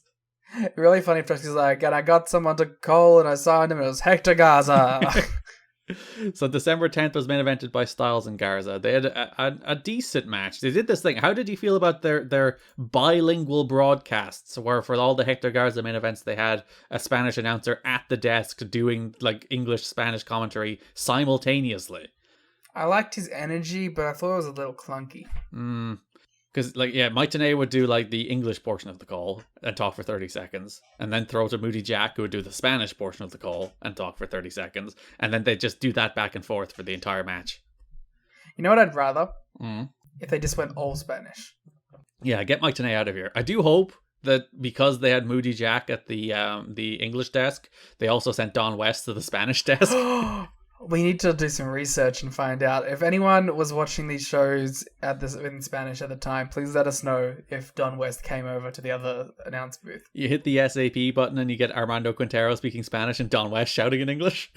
Oh, I want to watch that version. Yeah, a decent match. I didn't care much for the finish. So the finish was AJ hit a superplex, but Garza cradled him and got his shoulder off the mat. So AJ was counted down for 3. Garza kicked out. Garza wins the match. They do show a replay on the next week's show where it makes it very clear AJ's shoulder wasn't down either, but... Yeah, I mean, they tried to protect them both, but by protecting both, they made neither of them look good. Yeah, it's that classic problem where you worked yourself into a shoot, you're like, we can't have him beat AJ clean, so we haven't beat AJ with bullshit, but it turns out AJ just looks like a dumbass for losing in a dumb way, and Garza gains nothing because he won in a dumb way. Or even worse, it also makes your officials look like shit, and they don't need any more help doing that. Yeah, so just have AJ be beaten by Garza, that's fine. If you're going to have AJ lose, just have AJ lose. And if it's a good match, people won't care. This match did have a 15-minute time limit, which confused me at first because I looked at the clock and I saw a 10-minute time limit. I was like, oh, 10 minutes. And then I looked like 2 minutes later and there was 13 minutes on the clock. And I was like, wait, what's happened here? They're counting up, Garrett. But I went back and checked and the clock starts on 10, ticks down for a couple seconds, then jumps to 15 and starts again. And I was like, oh, I'm not going crazy. I think you still are. I think 5 of the 6 TV main events have 15-minute time limits in this month as opposed to 10. And they explain it every time. It's like Dusty Rhodes, the importance of this match is giving it a 15-minute time limit. It's like, just give all 10 main events 15-minute time limits at this stage. I think I would prefer that. I like uniformity with my wrestling shows. And especially with time limits, I think they only work if you commit to them. Which isn't hard either. Like, just have the announcers be like, the time limit at like other time. That's what annoyed me about some of the phases when Dynamite would not use the time limits correctly. Just like, you don't even have to like have a thing on the screen or do calls, which I miss. I miss them doing calls. They're great. But just have them go like, just have them say at the start of the match. It's so easy. So December 17th, main evented by Jarrett against Garza. Garza earned the title shot, well, not the title shot, the match with Jarrett by beating Styles. This time they had Moody Jack join Mike and Don. They didn't get rid of Don, they just added him to the two of them. The one guy on the Spanish team just talking to himself. Poor guy, yeah, he's all by his lonesome. I hope they gave him Conan. I was actually curious about this too. If we do have anyone that was listening to it in Spanish at the time, and who listens to AEW Spanish at the currently, was it actually good? Because I hear that from most people that do listen to the Spanish version of Dynamite that the Spanish team sucks. So I'm curious, like, is there was the Spanish side of Impact at the time actually good? Yeah, Moody Jack and Armando Quintero, I think, were the commentators at this stage. In fact, I know because both of them were on main commentary for. Oh no! I've Women's World Cupped it with main commentary. No! Wow, Garrett, you horrible racist! Wait until Dave hears about this. Garza accidentally bumped the ref. Jarrett tried to use the guitar, but Thomas recovered. Garza was about to go for a tornado. we can't call it Women's World Cupping it. What? We can't call it Women's World Cupping it, like when we fuck up and we call something the main version of two things. That's loaded language, which makes it much worse. Yeah, I think if we weren't cancelled in the first place, we are now. Yeah. I was referring to a mistake I made. You were using it as an actual a descriptor. No, I was still referring back to your error. I think that's true. I liked the Jeff Jarrett guitar shot in this. Garza was about to go for the tornado, but Hall and Nash came out. Nash threw some punches on Garza, and I was like, why isn't that a DQ? But to be fair, they built that into the story. Garza took them out with a dropkick. The referee was then about to disqualify Jarrett, but Garza was like, no, I want to beat him. And then as Thomas was getting Hall and Nash out of the ring, Jarrett hit Garza with a guitar mid-torneo. Crazy. And probably just whacked him right in the face. When I was watching this, I was like, Garza looks like he's setting up for this a little more than he normally does. And then I was like, that would be why. Because he's getting nailed with the guitar in midair. And that's a crazy one to get hit with too. Didn't the Bucks do a super kick to someone while they were moonsaulting? That was just as crazy. Yeah, and the Ricochet's done something like that as well, hasn't he? Johnny Gargano's Ricochet. Was that spot? I think it was Cole. Oh, it was Cole. You're right. Yeah, so but that kind of shit, you can understand why someone has to take an extra minute. And yeah, Jarrett won after the guitar shot. So this continues the push of Hector Garza, spinning him off into a feud with Cole and Nash. December 24, Christmas Eve. Roddy Piper's here. Jingle bell, jingle bell, jingle all the way. Roddy Piper's here to say some horrible things. Hey! So Piper comes to the ring and he has a mariachi band with him. Which is never a good sign. He tortures this poor band. They're we got paid to do a guest spot here, and Piper keeps making them do stuff. Yeah, they come out, they play some music, and then Piper's like, okay, stop. And then he's like, no, play again. And they look a little confused for 3 seconds. Then they start playing again. Piper's like, no, stop again. Then one guy starts playing again. And then they all go, oh, okay, we're doing this. They're all just deeply confused and put off by Piper. But the point of this is that he invites out Hector Garza, and he talks about the loss to Jarrett. And, he asks Garza a question. Garza has, I think it's Moody Jack in the ring doing the translations for him. So he asks the question in English, Garza does his promo in Spanish, and then Moody Jack translates. And, Garza does his promo, Moody Jack does the translation, and Piper's like, I don't think that's what he said. Yeah. I don't know what this was. This felt like Piper was, burying Garza. Yeah, the point of this segment was to have Garza be a star by association with Piper and then get the better of Hall and Nash. But because of Piper just being Piper and being like the most unhinged, like uncontrollable man. He is thoroughly off his leash, as I think he said 1 week. He cannot be controlled. He cannot be trusted to deliver segments like this without dragging them off the rails. That it just ended up making Garza look bad. Like Garza was like, "Oh, I want to come for the title," and Piper's like, "Well, you lost to Jarrett." And that's not what you should be reinforcing here, Roddy. Yeah. Garza says he lost the match because of Hall and Nash, which brought Hall and Nash out. Hall says, "Don't sing it, bring it." Then Piper repeated that in a Mexican accent. Which was very cool. They gave Garza a guitar and asked him to play a hit. Then Garza hit Hall with the side of the guitar. Yeah, it was such a whomp that I thought it was a non-gimmick guitar for a second. Yeah, he just bonked him with the guitar sideways. It looked like it sucked. And then, but the absolute professionals of these guys, they get Hall up again and he whomps him for real. Yeah, so then he dropkicked Nash and then he nailed him over the head with the guitar properly. And this pleased Piper to the degree that he shouted, "Yee-haw!" after he hit him with the guitar. Okay. After the first Garza Outsiders confrontation, where Garza cleared house on both, some fans at ringside made fun of Nash for being beaten up by Garza. Nash got in their faces and said, "Don't you guys know this shit is fake, dumbass?" They should have been like, "Yeah, we're playing along, dickhead." So Piper apparently does not remember his lines, so writes them down on the palm of his hand. This is a sitcom sketch where I have to write things down on my hand, but then I get sweaty and I can't read them. That's why he goes off the rails, because he's like, "Oh, it's just a bunch of scribbles." That's why his promos are so incoherent. He just sees different words floating about his hand. So, according to Dave, I should have went back and checked the tape, but according to Dave, if you watch him while he's introducing Hector Garza in this segment, he says the words Hector, then obviously looks down at his hand to remember the rest of the name, and it's like, Garza! Yeah. It was not a segment that made Hector Garza look particularly good coming out of it. No, and it's one of those things where it's like, in theory, you understand what they're doing, and then in practice, it makes him look like a geek. We call that the Roddy Piper effect. The following week, Hector Garza faces Scott Hall in the main event. Earlier in the show, Garza's walking backstage as Scott Hall and Kevin Nash are sitting on a bench, wearing some ponchos and sombreros with their head bowed. Garza walks past them. They look up, they nod at each other, they duck their heads again. This is very TNA comedy. And there's no reason for this. There's no callback to it. It's not like it's just they thought of something funny to film. Yeah, there's no reason. They don't jump them. There's not a story. There's nothing. It's just they did a little skit where they're sitting there dressed in sombreros and hats. Or sombreros are hats, but sombreros and ponchos. And Garza walks past them. They give each other a little nod. They're very pleased with themselves.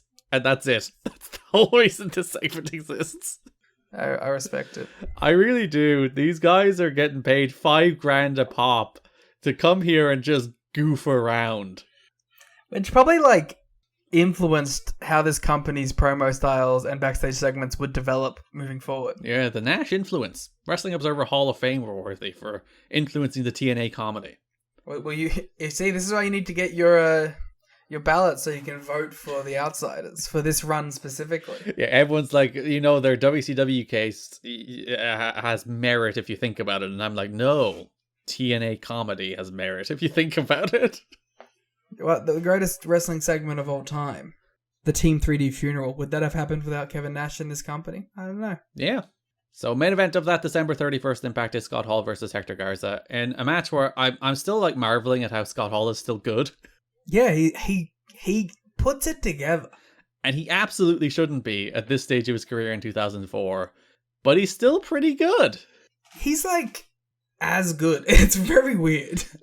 All his moves just still have that same snap to them. There's just that little bit of extra oomph, that little bit of extra polish on every single thing he does that makes him just seem much better than everybody else in the show.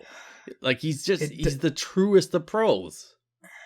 It does make you a little sad because you're like, what if this guy could have kept it on track the whole time? Because he's so good at this stage. Yeah, like he's like just the fundamentals. That's the thing. Like his fundamentals are so leaps and bounds above everybody else that, again, as I said, even here doing a 5-minute television match against Hector Garza, does it? He pops. He still like jumps off the screen as a guy who's a better worker than nearly everybody else around him.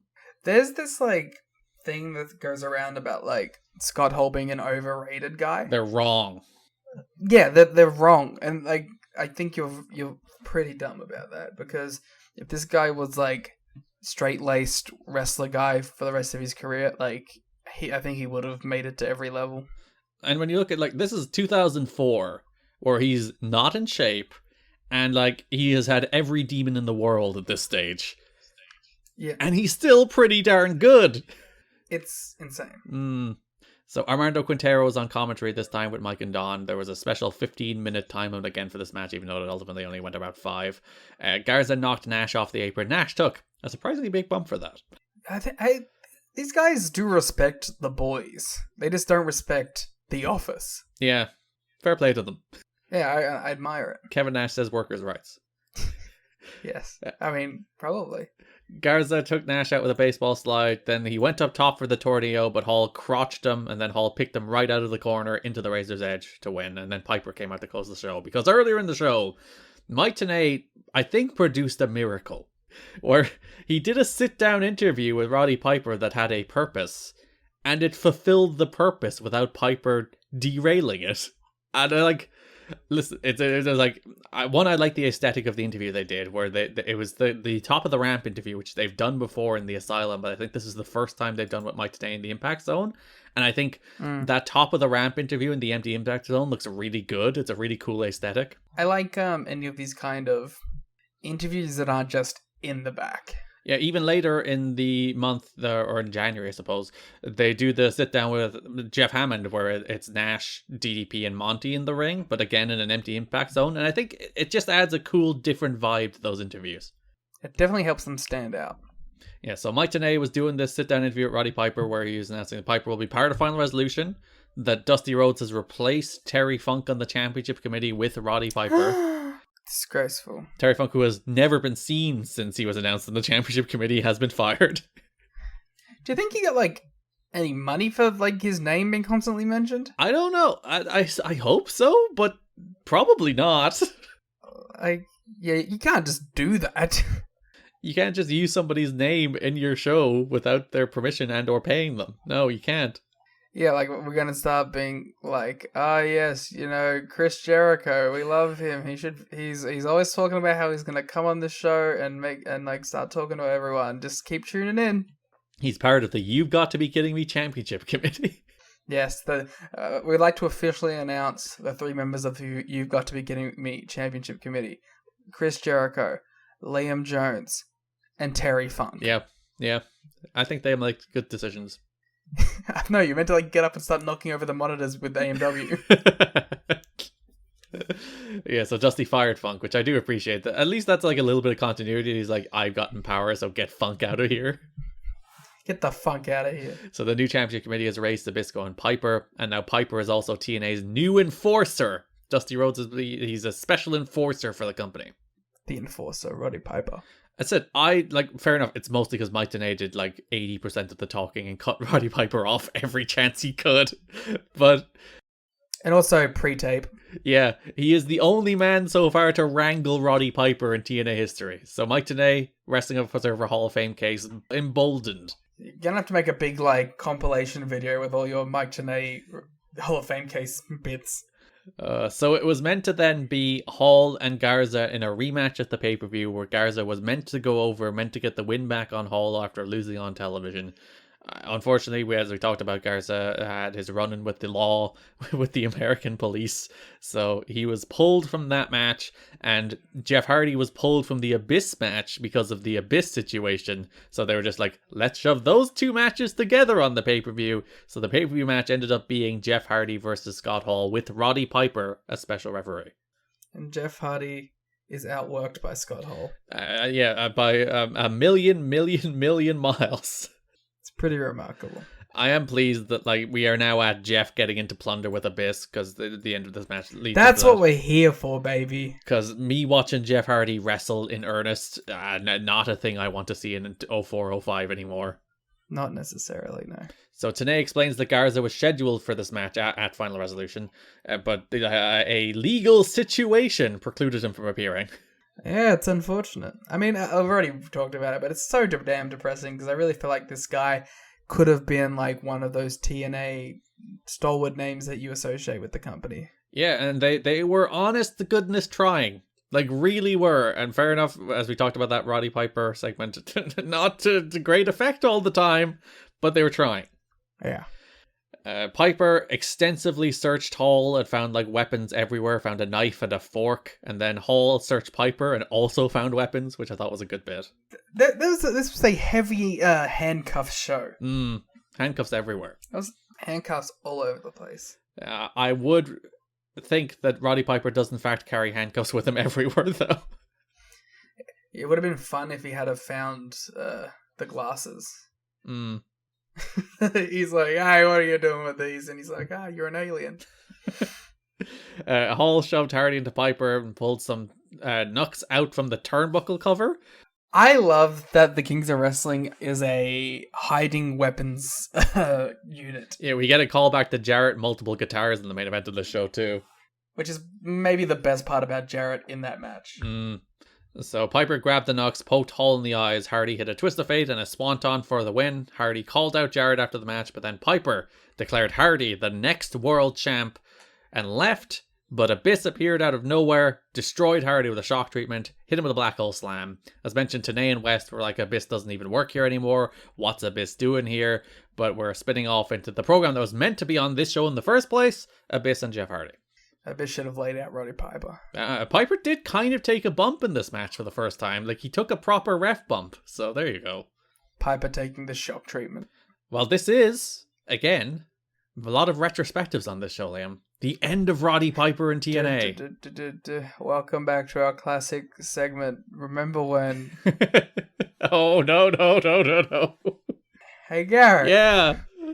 Do you remember when Roddy Piper awkwardly brought up Owen Hart's death? In a shoot angle with Vince Russo? I do. It wasn't very good. And it was in pretty bad taste, and he shouldn't have done it. Do you remember in that same run when he brought up wrestlers' health care? Oh yeah, he was the champion of wrestlers' health insurance in a weird angle that also went nowhere, and in which he was the guy being dragged out for being insane, and Don Callis was like, don't you dare mention healthcare around here. Thank you for reminding me about Don Callis in this company. That dude ruled. Garrett, do you remember when Roddy Piper cut a promo in front of a hospital? Oh yeah, he was during that period where he'd just send in pre-tapes from literally anywhere. He was in like his dojo as well, fighting people. Yeah, I'm trying to think if there's anything else. Hey Garrett, do you remember when they brought back Shoot Murderer Jimmy Snuka? to bury the hatchet with Roddy Piper. Allegedly shoot murderer.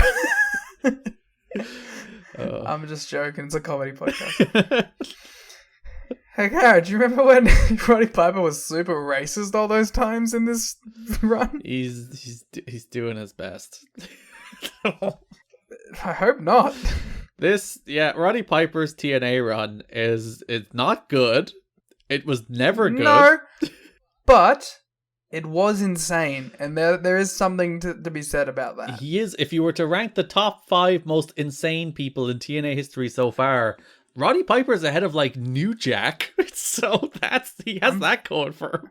As far as like on the show stuff, yes. In terms of content on the television show, I'm trying to think if there's anyone more.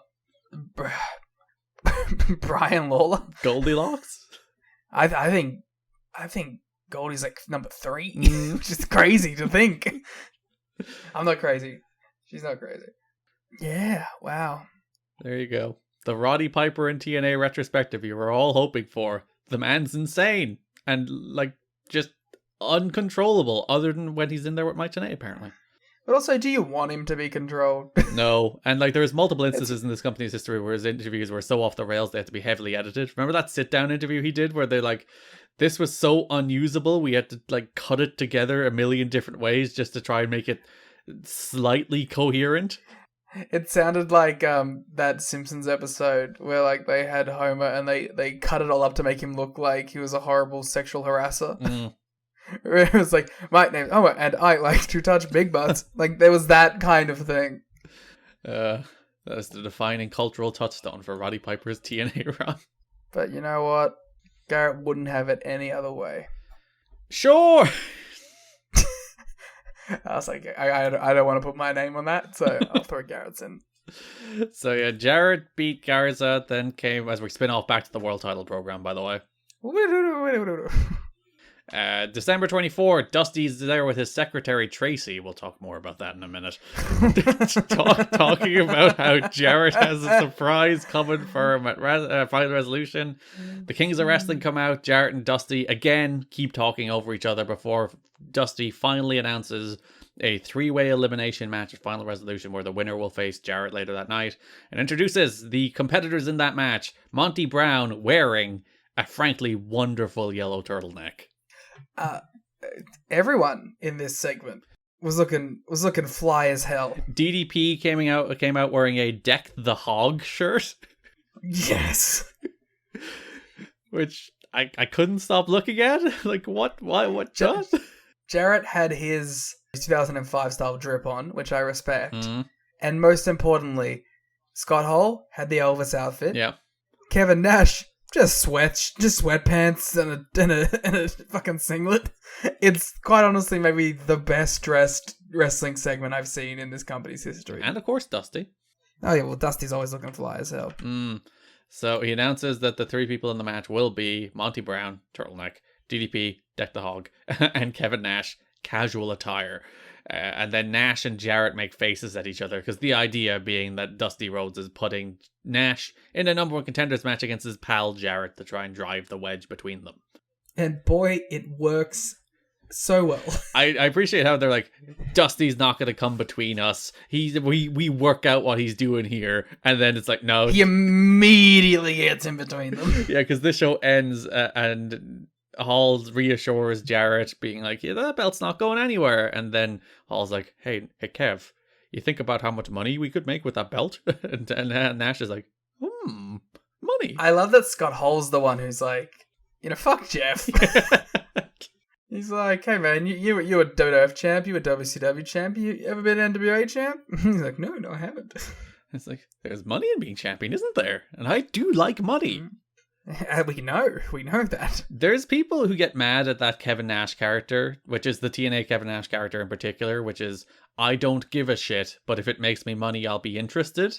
I kind of love that character. Character, you say? Well, yes, it's him as a human being, but they incorporate it into the character.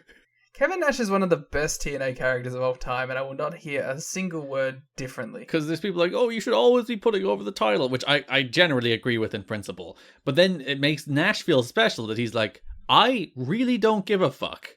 But if it makes me more money, then I do give a fuck. Which puts over the title. Because the title is the thing that makes you more money, because it's so important. Jeff Jarrett comes to the ring with Scott Hall and Kevin Nash. Jarrett says that Dusty can stack the odds against them all he wants, but Jarrett will always beat the odds. And Jarrett, while doing this, I can't remember why he put the NWA title down. I think it was to lift his guitar. And Scott Hall just picked the belt off the mat, but Jarrett pulled it away from him. Hoisted by his own guitar. Monty interrupted, told Jarrett to shut up, said he's going to go through Nash and DDP, and then Jarrett, he's going to win the belt, and the crowd won't be singing next world champ. They'll be screaming, the world champ. And then hits his catchphrase, and by God, this man should have won the belt. Pounce. Period. January 7th show. I think the idea here is everybody gets a confrontation with Jarrett. I think that's what they're going for. Jarrett comes out in his denim jacket, orange chinos fit. I love this man. I take everything bad I've ever said off the table. This guy, he knows drip. You gotta respect it. TNA lays out all the challengers he could be facing. Jarrett talks about all his potential opponents, including Liam, dropping his favorite AA ball player line for Monty Brown. I love that Jarrett's like, he thinks of a thing, and then he's like, I'm gonna say this 1,000 times. He will never come up with a second thing to say about Monty Brown. He has that one thing, and he does not need anything else. It's not even just that. Like, remember when he was trying to get the fucking Planet Jarrett thing over, and he ended every promo by like being like, "It's Planet Jarrett, you're just living on it." And it was like, "This is a global warning." Oh, he tried so hard with that global warning thing. It's like that's not a thing. This isn't. Stop it. We should steal that. TNA lays out the challengers, and then Jarrett talks about them. Says there will be no divide and conquer, and that the Kings of Wrestling won't fall for Dusty's game. But then Jarrett demands Nash get his head straight, so he's like, "I won't fall for it. Nash, cop yourself on." I liked where this segment went from here. So DDP interrupted, then Monty ran out. A brawl broke out that Nash joined in on. Nash was wailing on Monty in one corner. Jarrett was wailing on DDP in the other. Hall was like encouraging Jarrett behind him, even like throwing the punches along with him, like minding him. Very good stuff. Hall like just touched Jarrett on the shoulder. Jarrett did the classic swing turn, throw a blind shot, decked Hall. Jarrett was like, "Oh my god, what have I done?" He decked the hole. He did deck the halls. Here on January 7th. This is our Christmas episode account, so we can make those jokes. So Nash was mad that Jarrett decked Hall. Jarrett was like, "I didn't mean to." And then DDP and Monty eventually cleared house. I liked this segment. I thought this segment had good energy to it. I liked all of this segment. I think this was good booking. But the thing I liked about it most is that it continues like DDP's career-long trajectory of always starting shit. He is a professional shit stirrer. DDP shows up and brawls break out. That's just how it is. The man does love to stir some shit. So yeah, I liked that aspect of it too. It was very within character for Diamond Dallas Page. Yeah, I thought they did the whole like Jarrett accidentally hitting Hall thing very well. I thought Nash's reaction, because say what you will about Nash, but when called to do a serious wrestling angle, he will do it. And like I thought Nash's reaction felt very organic, and he did feel actually mad at Jeff Jarrett for decking his friend. I'm very worried that one day we're going to turn on Kevin Nash. I feel like it'll come pretty late. Like the TNA Legends title? Yeah, I feel like that's the era we're most likely to turn on him. Or maybe like the 2010 stuff where he's doing like the band. With the band, we're angry at Hulk. We're not angry at Kevin Nash for taking the payday. Yeah, and Nash does leave shortly after that anyway. I think he senses that it's like, I can't even have fun here anymore. Yeah, I'm not even doing paparazzi productions. I'm out of here. I'll go back to the Fed and wrestle in a hammer on a ladder match. LOL, Kevin Nash thought he was dead. Which I can't believe we just brought that up, because there was an earlier segment where Nash, DDP, and Hall all like confronted each other. Oh, I forgot about that one. Yeah, I love that segment. And the segment's great because they're all like taking these snipes at each other, and it also leads because like I don't know if this was this did this happen on one of the shows where they still thought they had Randy coming in? Yeah, this was the first show after the pay-per-view, after Turning Point. Cool. Which is actually very cool because they say stay out of each other's business, and if they were thinking that they were going to do the Randy thing, that probably would have been what was going to happen. But because they didn't, they immediately got in each other's business, so it actually makes sense. Yeah. There's a nice shot in one of it where I don't know if it was DDP. I think it was actually Nash or Hall saying it to DDP, where they're like, "LOL, thought you were dead," and I was like, "Oh, full circle," because then that's what Nash got. My favorite part of that segment is they're like, "Hey, watch your match at the pay-per-view. Saw Raven kicked out of the Diamond Cutter, you useless piece of shit." And then DDP's like, "Yeah, well, when I banged him a second time, it worked." And I was like, "Ooh." DDP loves banging. He loves to bang. I also liked that in that segment they were like, when you're going in, you're the outside or you're inside. And I was like, that's the names. They're tag teams, Liam. Yeah. This January 7th show ended with Jarrett and Nash having a shouting match. And then a mysterious man under a table. Which went absolutely nowhere. January 14th, the only real build here was Jeff Hammond did a sit-down interview with DDP, Monty, and Nash, which I was enjoying until Jeff Jarrett showed up. I like that he just was there. It was a little Jeff Jarrett jump scare. He just appeared as the other people were talking. It's insane how our podcast works. We talk about things and then the real life happens at the same time. We're like a month and a half into Jeff Jarrett as an AEW TV regular. Mm-hmm. How do you feel? He's not hitting enough people with guitars. He did hit... Who did he hit with a guitar this week? Max Caster? Yes. I was most upset with that segment where they did the weird thing where the producer cut him off and then didn't get hit by a guitar. I was like, what's the point of that? Yeah, like, I get the idea that, like, he's meant to be, like, this unhinged guy that, like, the company can't control. But, like, he should be hitting people with guitars while he's doing that. Yeah, like, that whole segment I thought was set up that, like, you know, his promo's going long, producer tells him to wrap it up, hits producer with guitar, but he just kind of chased the producer. It's like, no, hit him with a guitar. Yeah. But overall, I think so far it's been a pretty good success. I hope they put the tag belts on him. That would rule, wouldn't it? Jeff Jarrett, AEW Tag Team Champion. It is the one thing he never did in TNA. He was, well, I suppose he wasn't X Division Champion either, but he was never really a tag team guy in TNA either. I like the whole... I wish they would just call Planet Jarrett, but I get that they don't want to do that because Jay Lethal's supposed to be, like, the biggest guy in it, I guess. Come on. But I do wish it was Planet Jarrett. It should just be Planet Jarrett. That should be the stable that all the, like, ex-TNA guys go in. It should be, like, just keep bringing them in one by one. Like the Guns come in and do, like, a one-off again like they did last time. They should just be in the Planet Jarrett stable. Their backstage interview should be exclusively conducted by Goldilocks. Oh, that would... Oh, Scott, they demand that Scott Hudson is the one that interviews them. I think Tony would love that, too. That would rule. I would be a big fan of that. Let's clip this and ship it to Tony. Clip it and ship it. He knows what to do. And don't suppose you saw any of the Dark results today, Garrett? Only the Billy Starks and Kenny Omega matches. Well, Jeff Jarrett has returned to the Dark Zone. Oh, well done. The house that Jeff Jarrett built. Yes, he was on these Dark tapings. So I thought that was very, like, a fun moment. Him returning to Soundstage 21. It's actually not 21. I think it's 18 or 19. It's 19. It's 19, I think. But, like, it is very fun that he's there. Because, like, I like that all the ex-TNA guys, like, want to do at least one of those tapings. Just for the nostalgia trip. Yeah, because, like, the Bucks did it too. Where they're like, we want to do one of these tapings because we have, like, all this nostalgia for the time there. It's fun. They should make Okada do one when next Forbidden Door cycle. Send Joe down there. Maybe that's where they film Ring of Honor. It might be. I wouldn't be surprised. In the Honor Zone. So DDP said in this Jeff Hammond interview that he wants to add his name to the NWA title lineage. Then DDP and Nash laughed at the AA ball player line, which did upset me. Well, they haven't watched the show. They don't know. Nash then said he's here for the money before Jarrett interrupted, and they had a pull apart between Nash and security, which, well, and now Jarrett was there too, I guess.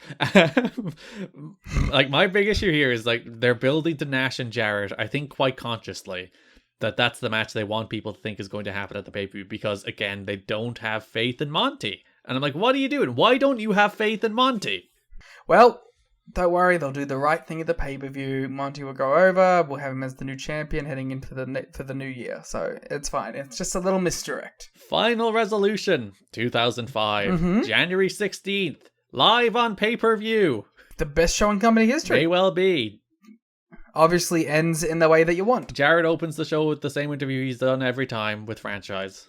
Yeah, why do they do this? I don't know. Jarrett has to get himself in the show at all times. Then I thought they turned it into a four-way. Yeah, you saw a graphic where they said, like, Monty versus DDP versus Nash, and then the winner will face Jarrett. They brought Jarrett in after, and you're like, oh! I was like, what the fuck? We're just doing this? So we did have the triple threat match between Monty Brown, Diamond Dallas Page, and Kevin Nash for #1 contendership. Rules were elimination, but pinfall, submission, and over-the-top rope elimination. I think it was alright. The over-the-top rope part was mostly to eliminate Nash without pinning Nash. The DDP was at least pinned by Monty. I don't even think that's a bad decision either. No, it makes sense. I'm really looking forward to Monty Brown versus Kevin Nash. Nash earlier in the show approached DDP and was like, hey man, you know how we could get away with doing minimum work here? If we double teamed Monty and eliminated him, and then we could have ourselves a little, like, 2-3 minute rest, and then we could go on and have a gentleman's contest to determine who would become #1 contender. DDP was skeptical of Kevin Nash's suggestion. He's like, trusting Kevin Nash. That'll be the day. So they do this match where Nash kind of stands in the corner as DDP is attacking Monty. Anytime Monty gets anything on DDP, Nash kind of intervenes. And then the second DDP turns his back on Nash, Nash charges him, but DDP, ever the smarter man, ducks, jumps Nash over the rope. So Nash tried to betray DDP at the first chance, but DDP was at least smart enough to see it coming. He banged him. He did bang him. DDP then banged Monty Brown, hit the diamond cutter. Nash pulled DDP off the pin, beat him up a little, threw him back in the ring, back onto the pin, but Monty did kick out. And then the finish, which is fantastic. So DDP hit the ropes and he was trying to hit a diamond cutter coming off the ropes, but Monty shoved him to continue his momentum to the other side of the ring. Monty hit the ropes, pounced him.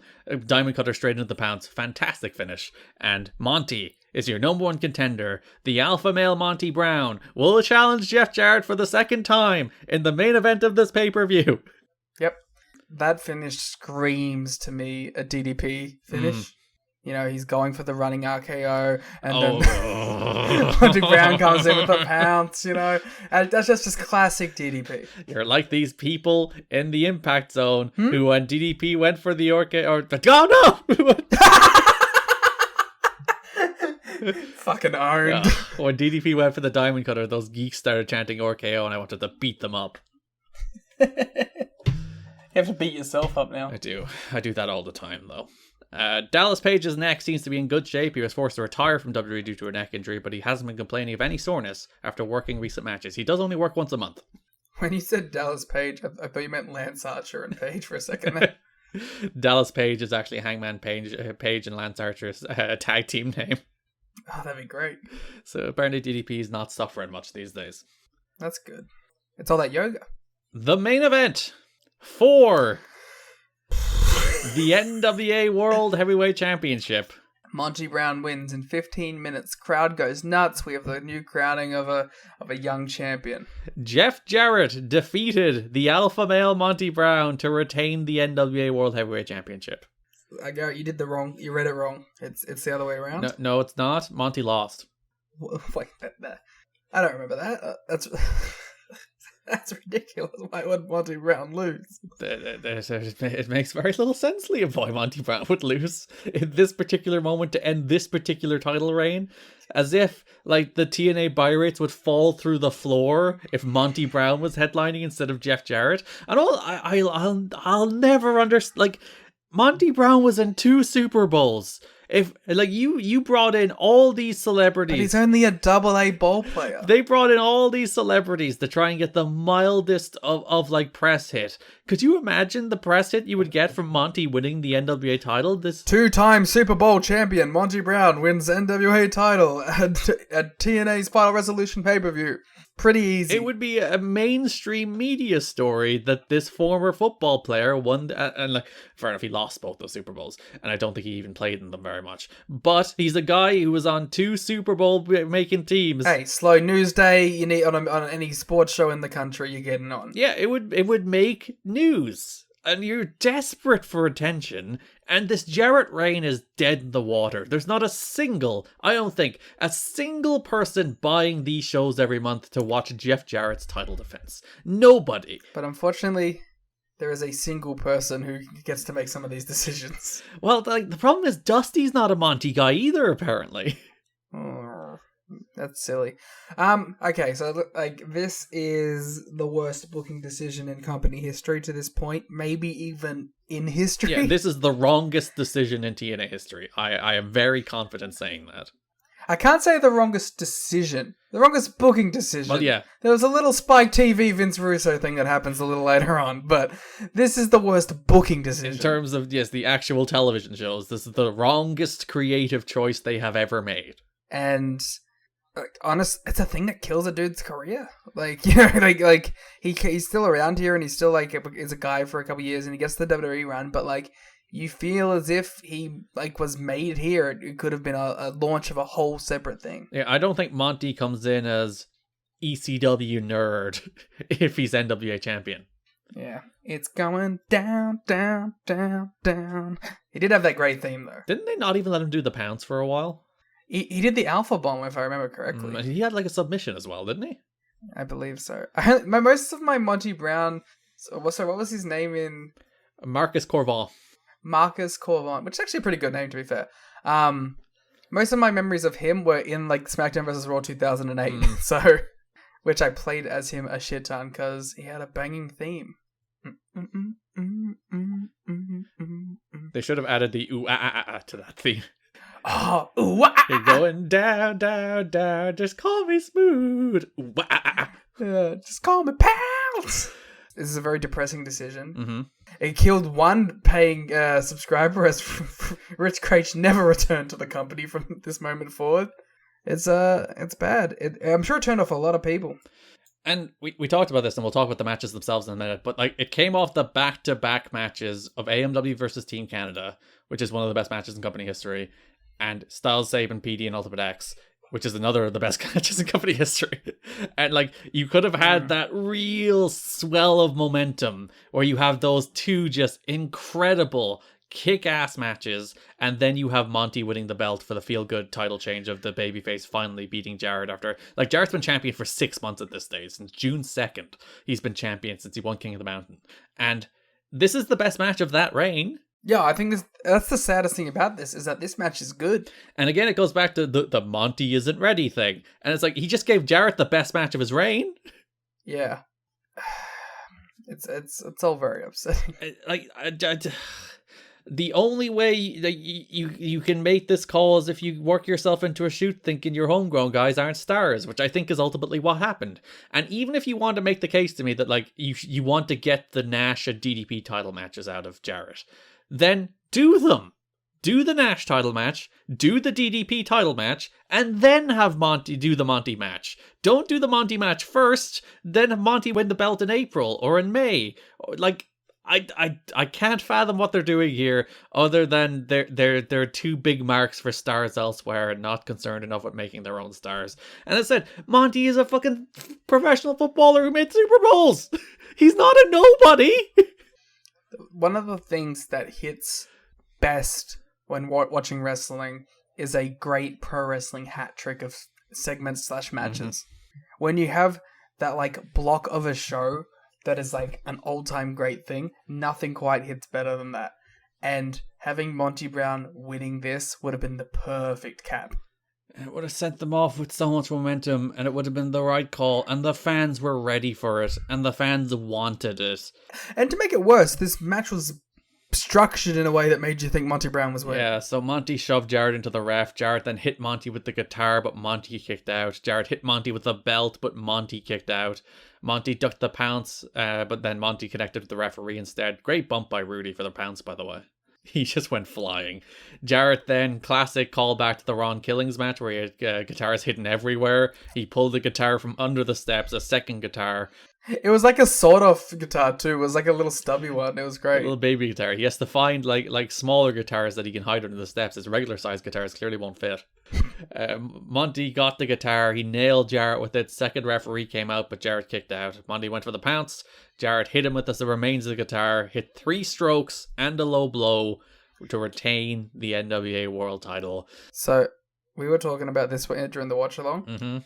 Jeff Jarrett definitely thinks he got this guy over with this way the match is structured, right? Yeah, and like the thing is, it's ultimately a Dusty Rhodes call that Jarrett retains. I'm sure there's politicking going on. I'm sure there's more behind the scenes than just that. But like Dusty's the booker, and he booked Jarrett to retain.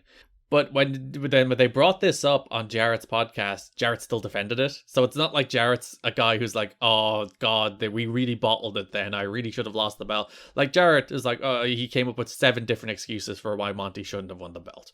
So clearly he's in support of this decision too. It wasn't that thing where he was like, we really need to drop the belt tonight. Come on, it's the perfect moment. It's like, nah, he wanted to retain as well. The most egregious thing to me is that he went back to his hotel. He ate his well-done steak and milk, and he was like, I did a great job today. Yeah, I really got that kid over. We made this guy. Yeah. I think there's a worse Monty booking decision to come. Ooh. When he looks at another NWA title match? No, you can look forward to that one in March. I think they even bottled it even further with him. But we will get to that when we get to that. There's, as I said, it's the worst creative decision in TNA history. There is no single result that is more wrong in TNA history than this. Monty should have won the belt. There's no ifs, buts, or maybes about it. He should have won the belt. Yeah. It's so deflating. It's just that moment where it's like they had it sitting there on a plate. Monty had momentum, had the fans behind him. It was an organic moment. It built organically. You did this with a homegrown guy who has mainstream appeal, who looks like a star, talks like a star, and just gave Jeff Jarrett his best title match of his reign, so it goddamn works like a star. There's no reason you shouldn't have pulled the trigger here. Absolutely none. Jarrett, 6 months into a reign people are already sick of. And we'll look forward to this when we talk about it in February. But like the crowd actively turned on Jarrett at this stage and just cannot tolerate the man on a level beyond Good, eat shit. And it's so stupid. It's not like one of the cases where with hindsight you can say they were wrong. Because in the moment you could say they were wrong. Well, it's a thing that turned off a lot of people, so clearly it was in the wrong. Should have pulled the trigger on the alpha male Monty Brown. But if you want to live in, again, those multiversal glasses I was talking about, if you want to live in that moment, just really look at the poster that we put up this week and just pretend. Yeah, just look at our show poster and be like, oh, look, it happened. Yeah, just buy the poster that isn't for sale, put it up on your wall and be like, I remember when that happened. Pretend that was in fact a moment in history. Well, Berenstein bears it. Oh, if we all just pretend that Monty Brown won in this match, it will have happened because perception is reality. So if we all just say that Monty Brown beat Jeff Jarrett, it happened. Unfortunately, we do have to watch more content with Jeff Jarrett as the champion. But they did a weird. So Monty won the belt, and then in a dark match at TV, Jarrett won it back. Monty won the belt, and then they did a tournament in Brazil, right? And Jeff Jarrett won that tournament and had the belt back. Yeah, of course. Yeah, I remember that. I remember reading that in the Observer. Observer, that's what it's called. That brings us over to the X Division, where the main build for the month was around Ultimate X, in which Petey Williams would defend the X Division title against 2 unspecified opponents, and Dusty was like, I booked a bunch of matches, daddy, and I'm going to be keeping close eye on all these people in their Ultimate X qualifiers, which aren't qualifiers, except the one at the end, which is a qualifier.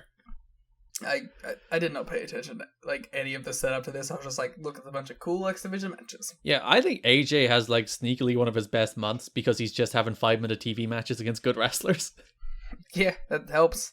December 10, Christopher Daniels defeats Mikey Batts. Mikey Batts comes out to Chris Sabin's music, and I think that's very funny because Chris Sabin's music goes, Hail Sabin. Hail Sabin. So it's not even subtle. Mike Tenay does explain, Liam, if you're listening on commentary, that this match was meant to be Sabin versus Daniels, but Sabin injured his back at the pay-per-view. Now you might ask me, a fair question, why does that mean they play Chris Sabin's music still? There's not a good answer to that question. But they just thought they looked similar enough.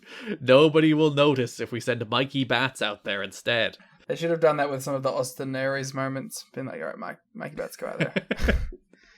I don't think Batts had a particularly good showing here. It is an interesting change, I think, across the board on Impact this month, where most of the matches are actually matches. Yes, there's it's not a lot of squashes, except for one really good one.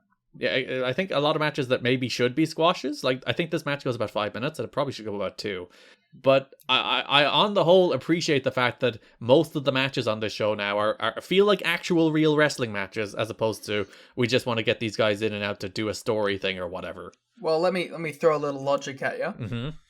Christopher Daniels did just have a crazy cage match. That's true. And I appreciate how, the first thing you see after the pay-per-view, there's a little Mike Tenay plug in the pay-per-view. They push that pay-per-view so hard, by the way, on the show. They're like, it's the best pay-per-view in history. Don West was like, I'm arranging with my friends in JB to have a replay viewing party with my friends. They showed a bunch of packages. I want to go to the JB and Don West replay viewing party. They should have done that. I'd imagine, a bunch of fans would have enjoyed that. Yeah, you could have done that. They should do Mystery Science Theater. Wait, no, we do that. Don't do that. But I do appreciate that the very first thing you see after they lose the losing team disbands match is Daniels coming out by himself. Yeah, I thought that was some grade A piece of booking. And I love that he looks completely battle-worn. Yeah, and all of them do. Same with AMW. They have a match against Cesaro. AMW look fucked up. Yeah, they're limping. They're bandaged up. They really do sell that cage match.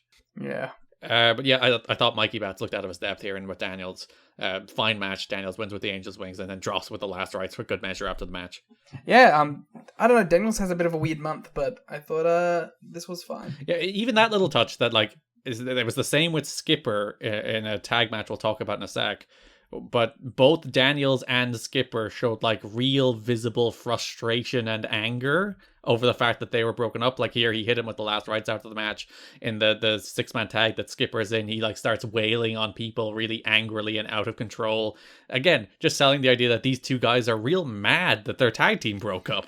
They didn't just come out and be like, hey, let's go singles career. Woo. Yeah, they're not just moving on. Yeah.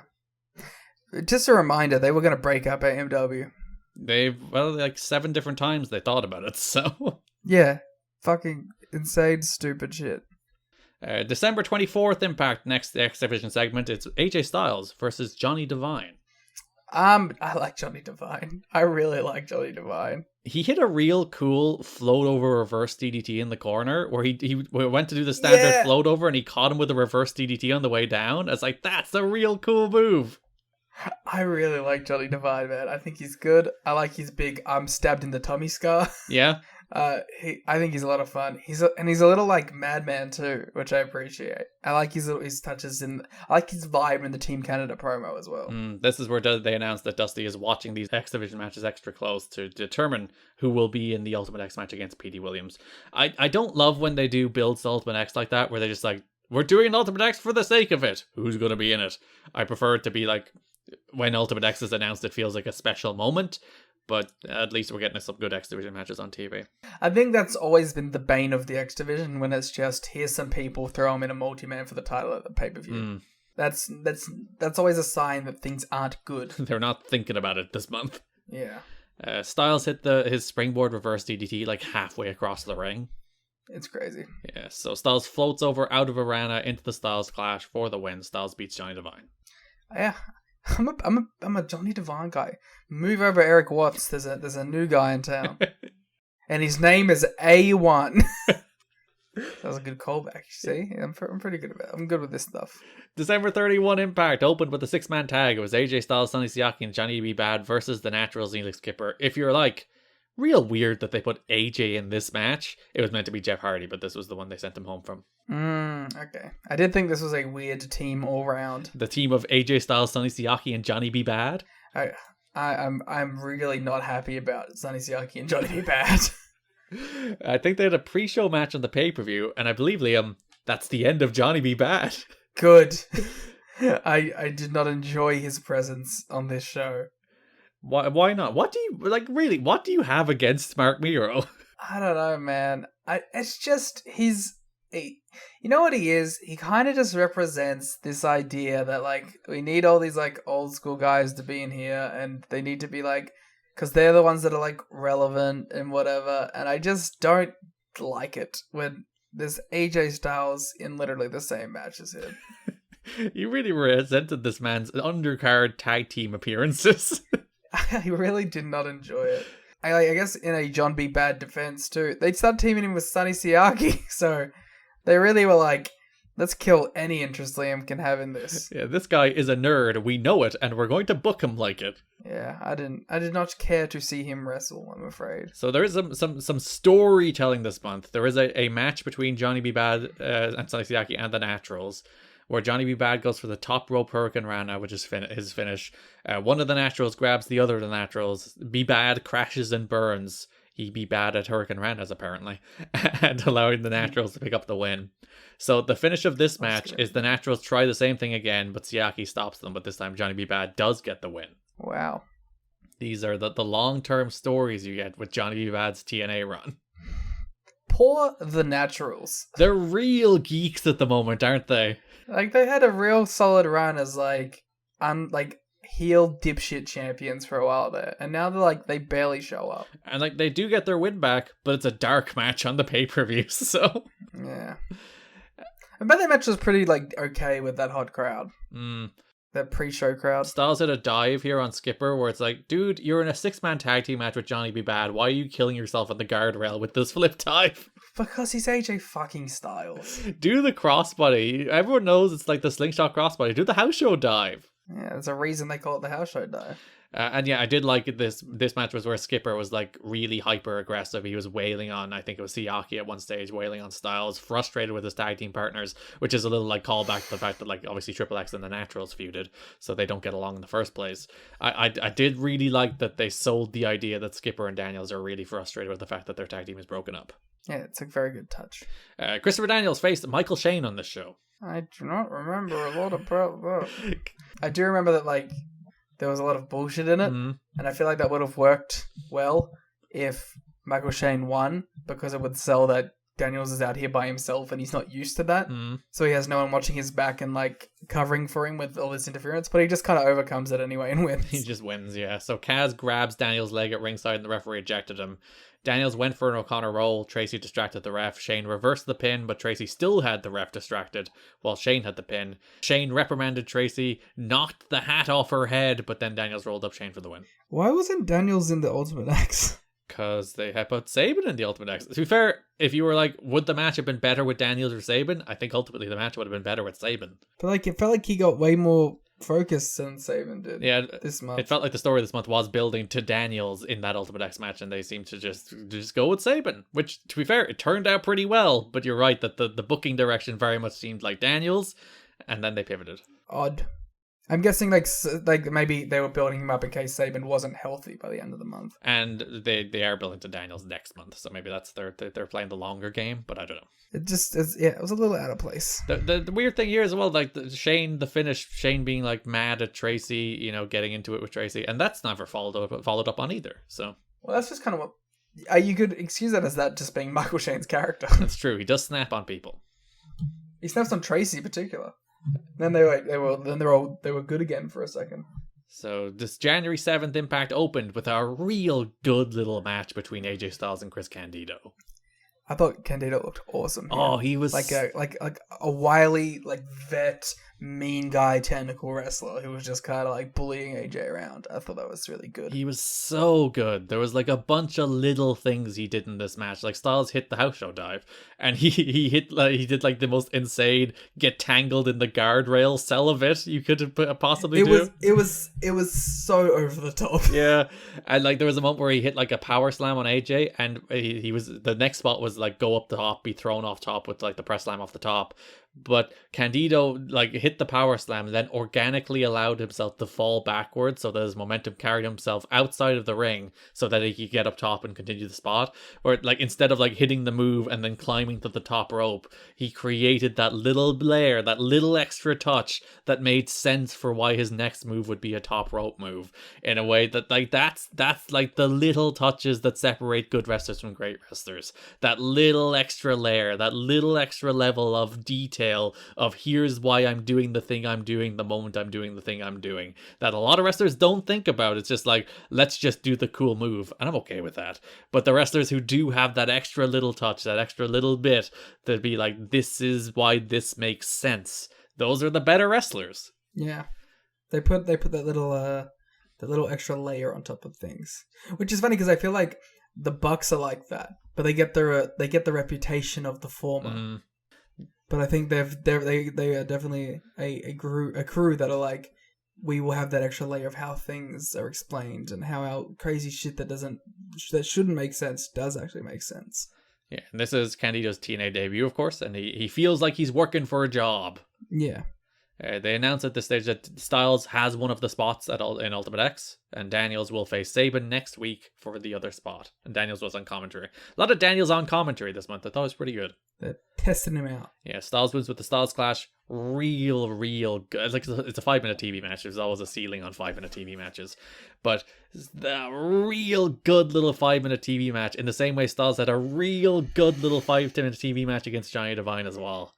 He's on a fun little TV run here. Yeah, Daniels remains on commentary for the next match, which is P.D. Williams versus Andy Douglas.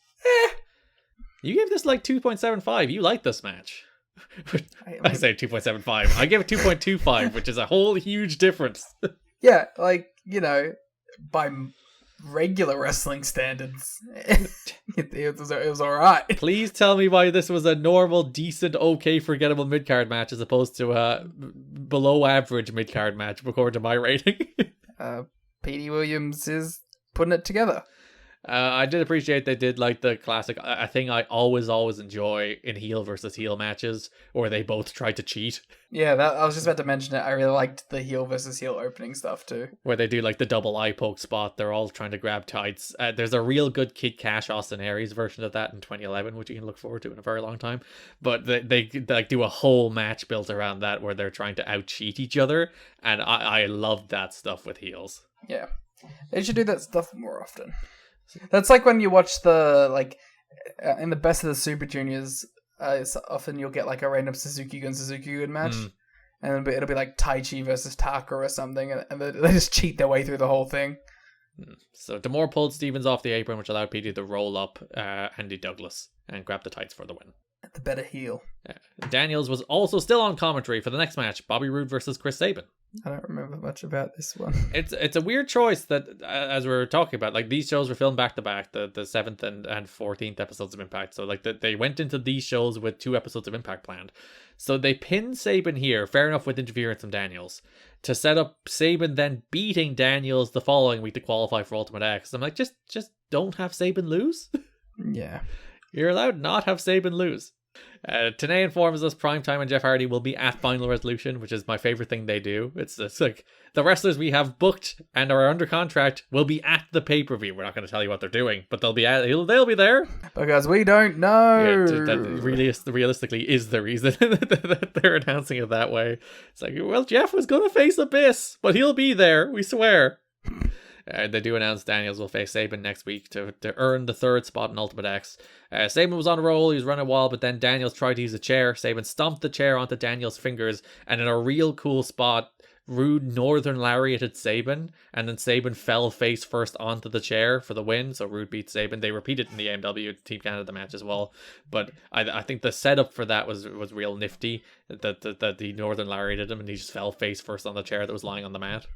Much like Petey, Bobby Roode is starting to put it together too. Yeah, these Team Canada boys, and we'll talk about Eric Young as well in the pay-per-view. Oh, there's a bunch of Eric Young stuff on the pay-per-view. And then main event of the January 14th go-home show, it was Chris Sabin versus Christopher Daniels. Winner gets an Ultimate X. Special 15-minute time limit for this match too, but for once they actually used most of the time. Ooh. This went like 12. Ooh. Also, they had a really good little TV match. Ooh. It might well be the best match in the history of the Impact television show so far. Ooh. There's a couple matches in the first show that give it a run for its money, and then maybe the Jarrett and Monty match, but I don't think, like, you gave this 3.5 stars, I gave it 3.25. By the time they got there, it had felt like one of those Dynamite matches that you're like, oh, man, that was really good. You know, like, it stood out on a show, like, that. This would have stood out on a show that was, like, all good stuff, too. You know what I mean? Like, it's not just good for the promotion that it's in. Yeah, so Daniels went for the Angel's Wings. And a fun thing on commentary the week before where Mike Tenay was talking about how, Chris Sabin has a counter for the Canadian Destroyer. And then Daniels was like, let's see, does he have a counter for the Angel's Wings? Does he have the counter for the Last Rites? And he beat Daniels here by reversing the Angel's Wings into a cradle. So tying that little commentary line into the finish of this match was a real smart little touch, I thought. I also like that Sabin is the guy who, like, learns how to beat other people's shit. Yeah, he counters finishes. That's Sabin's gimmick at the moment. Yeah. So the Ultimate X match at the pay-per-view will be Petey Williams versus AJ Styles versus Chris Sabin. Yeah, I bet that'll be alright. Styles also has a squash match against Cassidy Riley on the show. Also, just a lovely little TV match. This AJ guy. You could just put him in there with anybody and give him 5 minutes and you'll be like, yeah, I enjoyed this. It's good pro wrestling. So that brings us to Final Resolution, January 16th. Live on pay-per-view. AJ Styles defeats Chris Sabin and Petey Williams to become the new X Division champion in an Ultimate X match.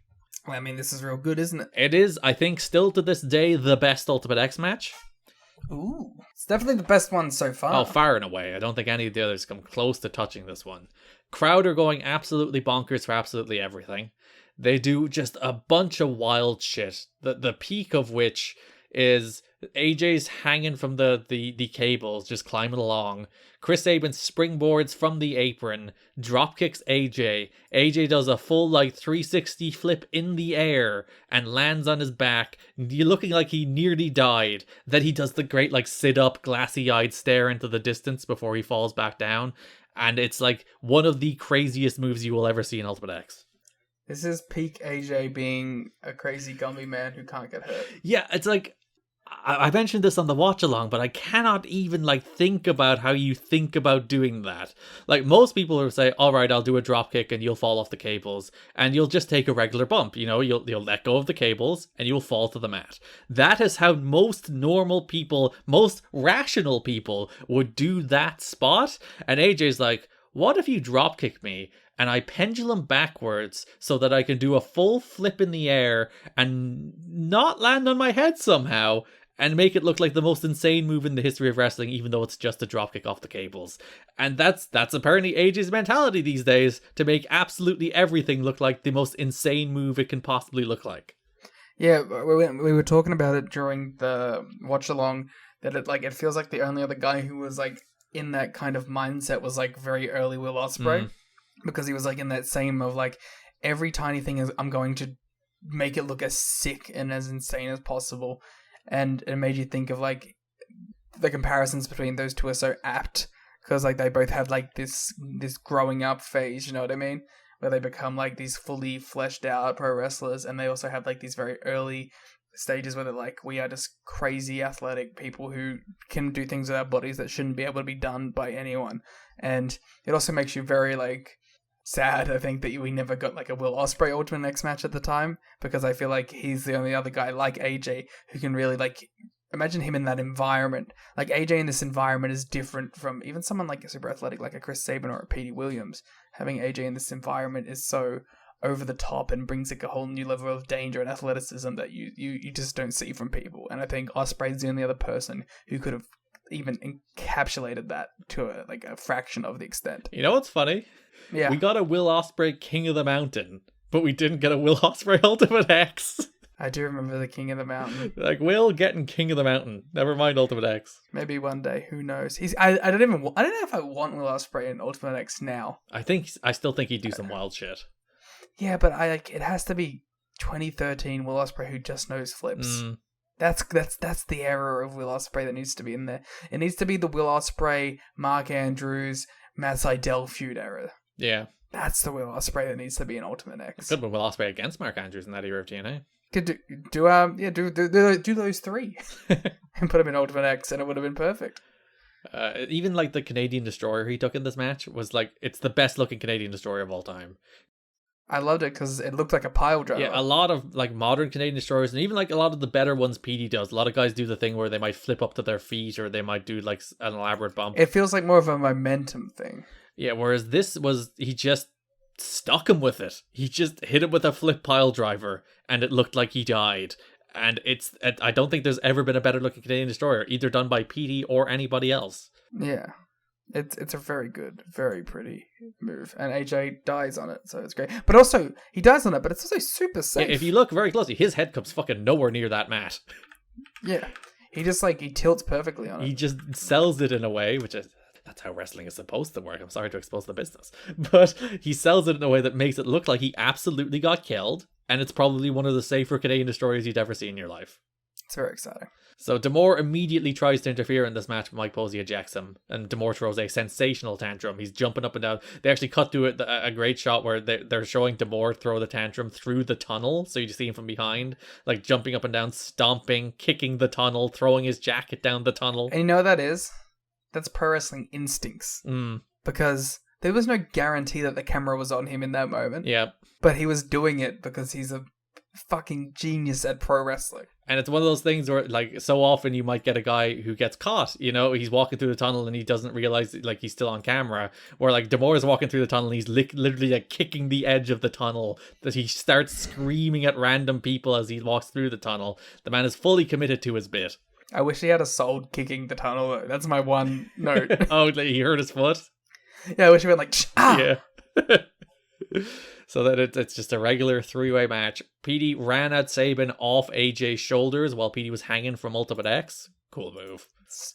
It's just stupid, insane bullshit. I love it. The one spot that didn't quite come off is PD was dangling upside down from the Ultimate X, and AJ went for a springboard flying forearm from the apron to PD dangling from the Ultimate X.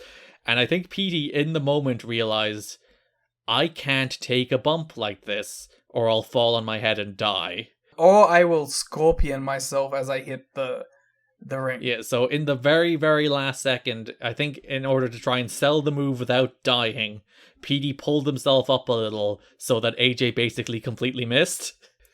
Yeah, I also think maybe it was just a bad camera angle that didn't help as well, because I think it looked like, to me, I saw it as like he hit him in the face and knocked him back. Yeah. But I think the specific camera angle that they used in that moment, the hard cam, made it kind of look like he just glanced and we got him with it. So I think if it was a floor cam for that, it would have looked better. Yeah, so then PD just falls down. Sabin hits a Super Frankensteiner while hanging from Ultimate X, which is really great. You've Got to Be Kidding Me from Don West, which might be added to the intro. Well, it's either that one or the one in the tag match, because that's like the cleanest one I've ever heard. AJ and Sabin did the springboard dropkick, which if you've never seen it, it's insane. It's not quite Skipper Cage Walk insane, but it's just one of those things. It's like, you're just a crazy man. You're a crazy, insane person who could have died. Yeah, and somehow survived. They incorporate psychology into this Ultimate X, Liam. Who would have thunk it? So AJ and PD are both climbing the truss, and PD grabs AJ's arm, pulls the arm through, and then AJ falls and dangles by the arm for a while. So the story is that AJ only has one arm, pulls Sabin off of Ultimate X with one arm, and then hits a one-arm Styles Clash, which is fucking badass. I love Styles Clash variants. Like, that's one of my favorite things in wrestling. Like, it was him and Suzuki, where Suzuki had him in like the triangle, and he picked him up out of the triangle and hit the clash while he was still holding onto the arm. Which is a lot like how he did it here, really, isn't it? Yeah, but he was still in the armbar while he did it. It was some crazy stuff. Yeah. So AJ hits that Styles Clash. He goes to climb, but his arm gives out on him. Then PD hits that Canadian Destroyer, which again looks insane. It's the best looking Canadian Destroyer of all time. Sabin and PD climb from either side. They unhook the belt. They're fighting over the belt because the rules are you unhook the belt. The person who gets down to the mat with the belt is the person who wins the belt in Ultimate X. Styles springboards in from the apron, knocks the belt out of Sabin and PD's hands, and picks it up off the mat. AJ Styles wins the X Division title in Ultimate X.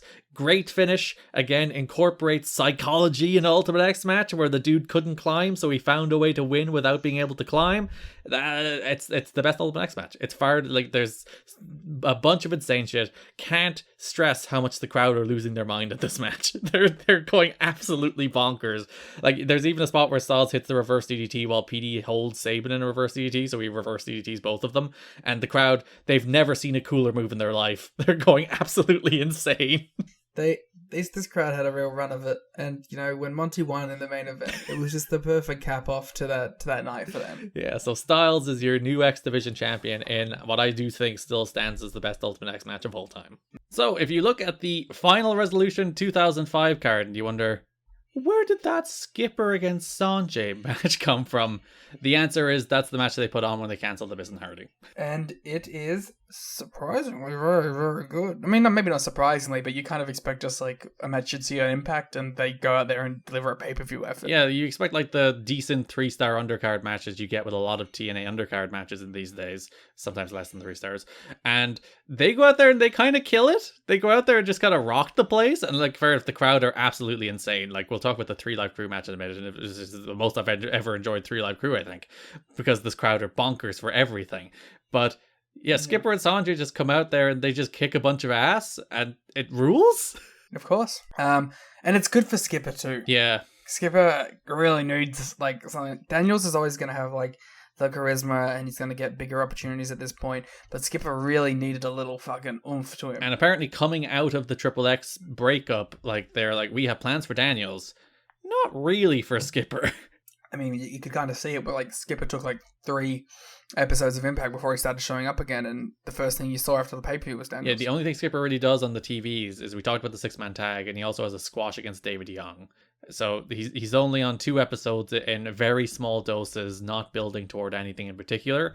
And here he just goes out there with Sanjay and they just have a great match. They just have a real great match. Like, I was 3 3/4 on this. It's like shockingly good when you look at the lineup and you're like, what are the good matches on this card? Again, as you said, you it's not that you don't expect it from Skipper, particularly Sanjay, but you kind of didn't. And they went out there and rocked it. So good job to them. Yeah. That takes us over to the tag team. Before we do the good tag team stuff, let's do the bad tag team stuff. Would you call it bad? No, it was fine, but it barely existed. You told me that there was like a week of build to this, and I was shocked. So There was that one segment where Jeff Hammond was working out in the ring with Trill K. I forgot that doesn't count as a real build. I was so confused by that. I was like, who is this random fucking nerd hanging out with 3LK? I was like, what fucking kind of, like, is this Billy Gunn? Is he here for the 4LK run? What's going on? Yeah, so they show a thing where before the show, Jeff Hammond is he's just working out. He's doing some running some spots with the 3 Live Crew.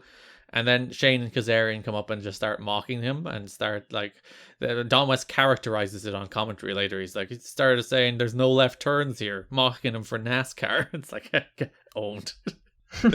And that is the only build you do get to the Kazarian and Daniels against 3 Live Crew match on the pay-per-view.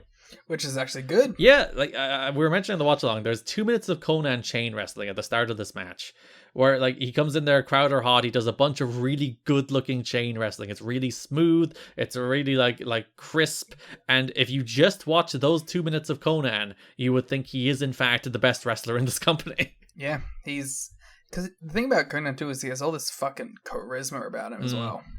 So it's like, it's like a whole era of these dudes where you're like, you have all the charisma in the fucking world, but you just don't care about work rate because you've come up in an era or you've been in companies at their peaks where like work rate is not a priority. But if you just had both, you'd be fucking all-time greats. Or a little bit of Conan at this stage. He is in his physical decline. He's out of his prime. I was using Conan as a platform for more of a general point, but I understand. So yeah, you do get the catchphrase guys with their 3 Live Crew, and they're super over here, and like this is what they should be doing. Really good, fast, energetic 8-minute matches. That's all 3 Live Crews should ever be doing.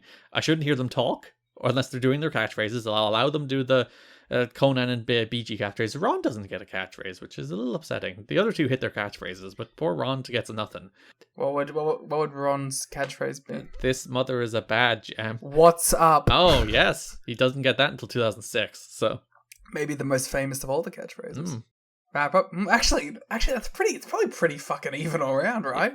Yeah, and people might not know. A TNA catchphrase before a WWE catchphrase. Isn't it a TNA song? It is. He debuts the song in TNA. There you go. He's one of the very rare people to take their TNA theme song to WWE. He's just like Cody Rhodes. And Mickie James. Yes, she counts too.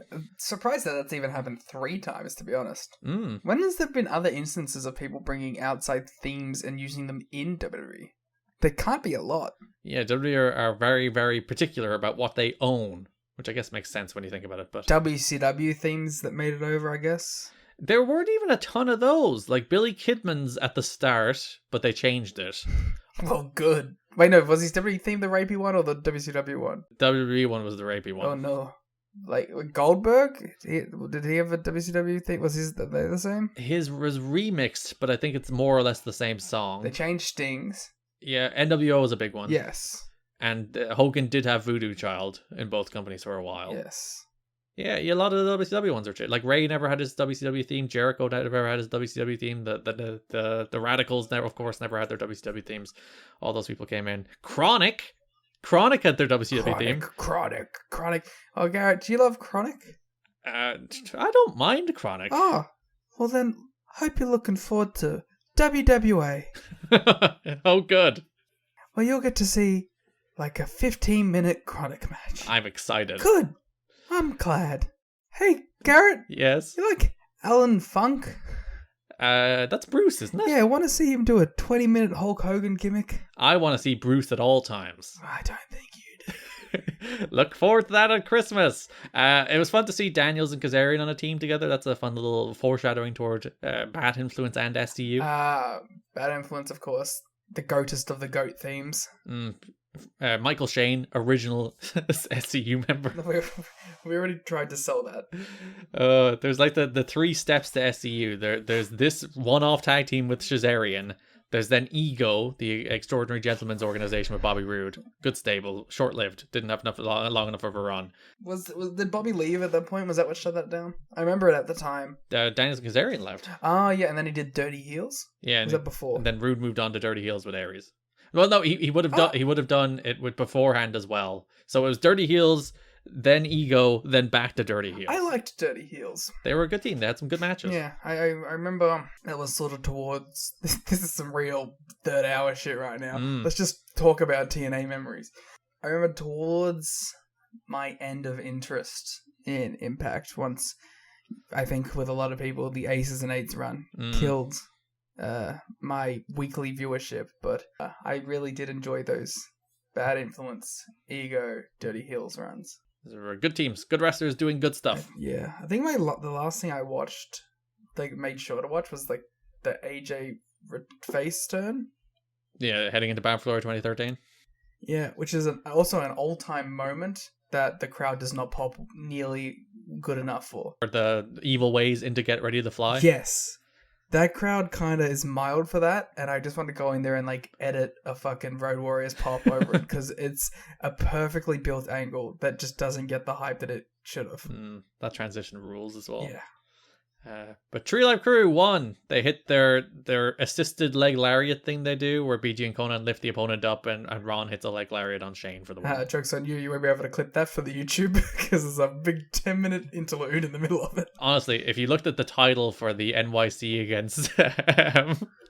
we talk about anything except the match. Yeah, I enjoyed that title. It's like we talk about literally anything but this match. I think we just started talking about IMDb's. Yeah, we went off on a Trinity tangent, and then an American sports tangent, and then came back around at the end.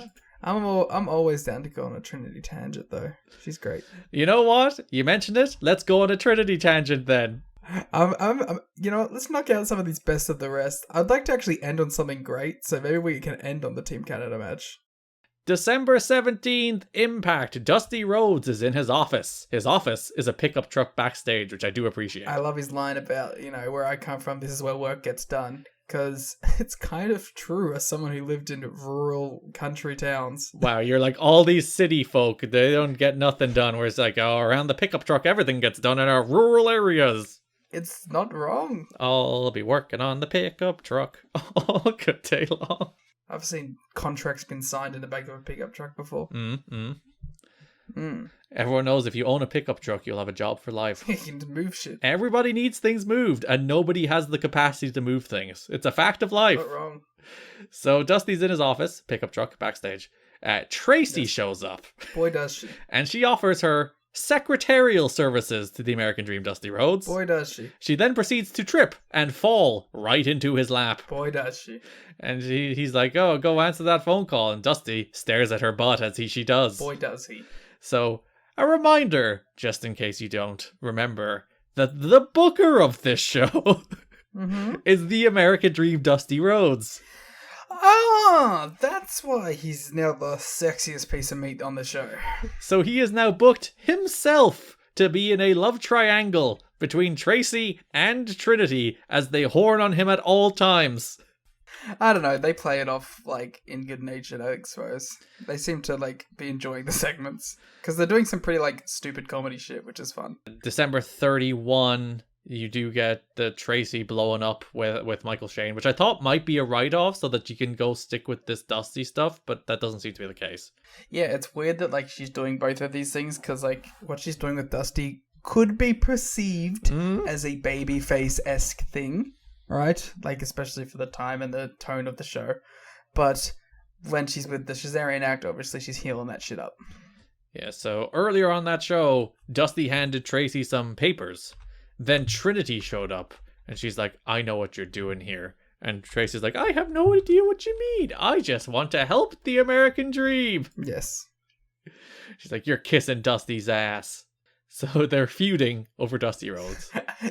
Okay, is this the last segment before the actual show? The pape? No, there's more. Okay, my only thing I have to say is about the pay-per-view stuff, so... There's a segment on the January 7th Impact where Tracy welcomes Trinity and Johnny Fairplay to Dusty's office. Again, pickup truck. Anytime we say Dusty's office, it's a truck. Trinity sits on a rope, thinks it's a snake, freaks out. You know, these city folk. So Dusty has left behind a survivor-like note that declares some kind of vague clue that they need to follow and solve, and immediately Johnny Fairplay and Trinity declare an alliance and steal the clue. Yeah, which, again, you know, Tracy is the face. And then Go Home Show, January 14th. Trinity and Johnny Fairplay were looking for the clue. Tracy frowned it and declared that the game will begin at final resolution. 2 will stay, but 1 will go. I wonder who that one is going to be. Do you think there's part of Dusty who's like, let's put Fairplay in this so they can't accuse me of just having women horn over me? No. I don't think that was ever a consideration. I think they just wanted to get rid of Fairplay. This was the write-off for Johnny Fairplay in his weird weird TNA run. Garrett. Yes. Is this the first ever Feast or Fired? Yes, it is, but it's built around a Survivor game. It is the beta for Feast or Fired. So, final resolution, we had a show-running angle. Boy, did it run along the show. Dusty was in his truck with Trinity and Tracy. They hit on him. Fairplay's there too. Dusty reinforced that 1 will leave, and he wants them to find a clue and bring it back to him. And then he says, the clue will be as clear as the hat on your head. Oh, what could he mean by that? What could he mean by that? He could mean anything. Mm. You know when Survivor was like peak of its popularity? Which you would have been like 2 years Yes. old, so you wouldn't you wouldn't really. I remember it vividly. When I was in primary school, we used to actually do this. We used to do our own like during lunch in school and yard. We used to do our own like Survivor games where we build puzzles and solve create alliances and vote each other out. We used to do that in school. Did you win? I don't think I ever won. I'm neither smart enough to win on merit nor social enough to win via like scheming. So I was never good enough to win Survivor. So this would probably I would have been secondary school by this. So we would have already done this. They're clearly aping my childhood for this pay-per-view skit. I can understand why you fell in love with this company, huh? I do love Survivor. To be fair, it's a great show. Aired on TG Cahir over here, Oscuelga as well. So if you'd like a little Irish culture, you can watch Survivor. Fairplay found the clue. He was in Dusty's office sitting in his chair. He saw the hat. He put the hat on. Not because he realized Dusty's clue suggested that he should look in the hat. He's like, Dusty's hat, I should wear it. But when he wore it, he found the clue underneath the hat. It just said, clue, in large block letters. Yeah. That looks like a clue. If you're imagining a clue, it's what a clue is. If it looks like a clue, sounds like a clue, and says clue in large block letters on it. It's probably a clue. Tracy hit on a guy backstage looking for clues. Trinity came up, said Dusty needed her. Trinity then hit on the same guy looking for clues, but left frustrated when she realized he didn't have any. The guy thought he was the hottest guy all time. Yeah, Trinity and Tracy being like, hey man, how you doing? And then he knocked over some building materials. Tools? That you find in the pickup truck, I guess, in your rural town. I know about plenty of tools. You are well aware of tools. Fairplay was dancing to Dusty with the clue. I work with one. You can't. You're not allowed. I'm so funny. Fairplay was dancing to Dusty with the clue. Trinity and Tracy then stopped him and beat the shit out of him, and then took the clue from him, but then tore it in half. This is my favorite part of the entire show. Mm-hmm. When they both go up and give the clue and Dusty congratulates them, and they have this brief moment of sisterhood. Yeah. Where they look at each other and they do a little jump out of excitement, and then they go, oh no, we don't like each other. Yeah. It's so adorable. I love these two dorks and I wish they were friends. It's the long-term story here where they eventually come together and dominate TNA. There's Knockouts champions. Yes, the first Knockouts tag team champions, as everybody expects. Of course.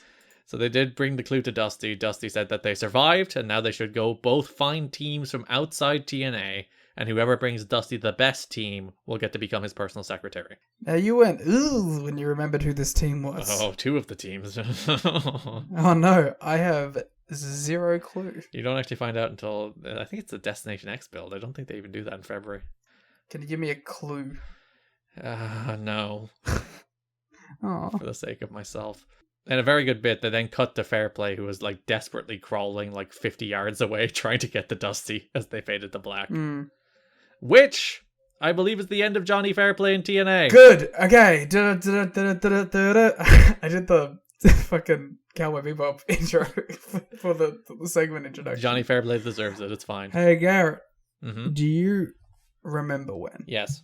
Johnny Fairplay fucking got murdered by AJ Styles powerbomb? Oh, he killed him and he powerbombed him right on that microphone too. Just to double down, because not only did he absolutely spike him with that powerbomb, he also landed on a microphone. So he died. Do you remember when... This is a joint do you remember? Do you remember when he and Roddy Piper had those weird segments? Yeah.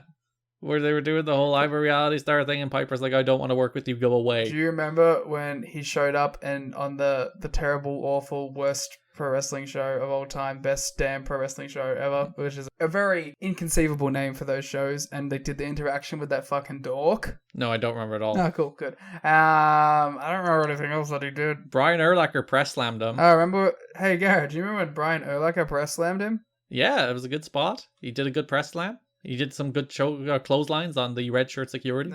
That's it.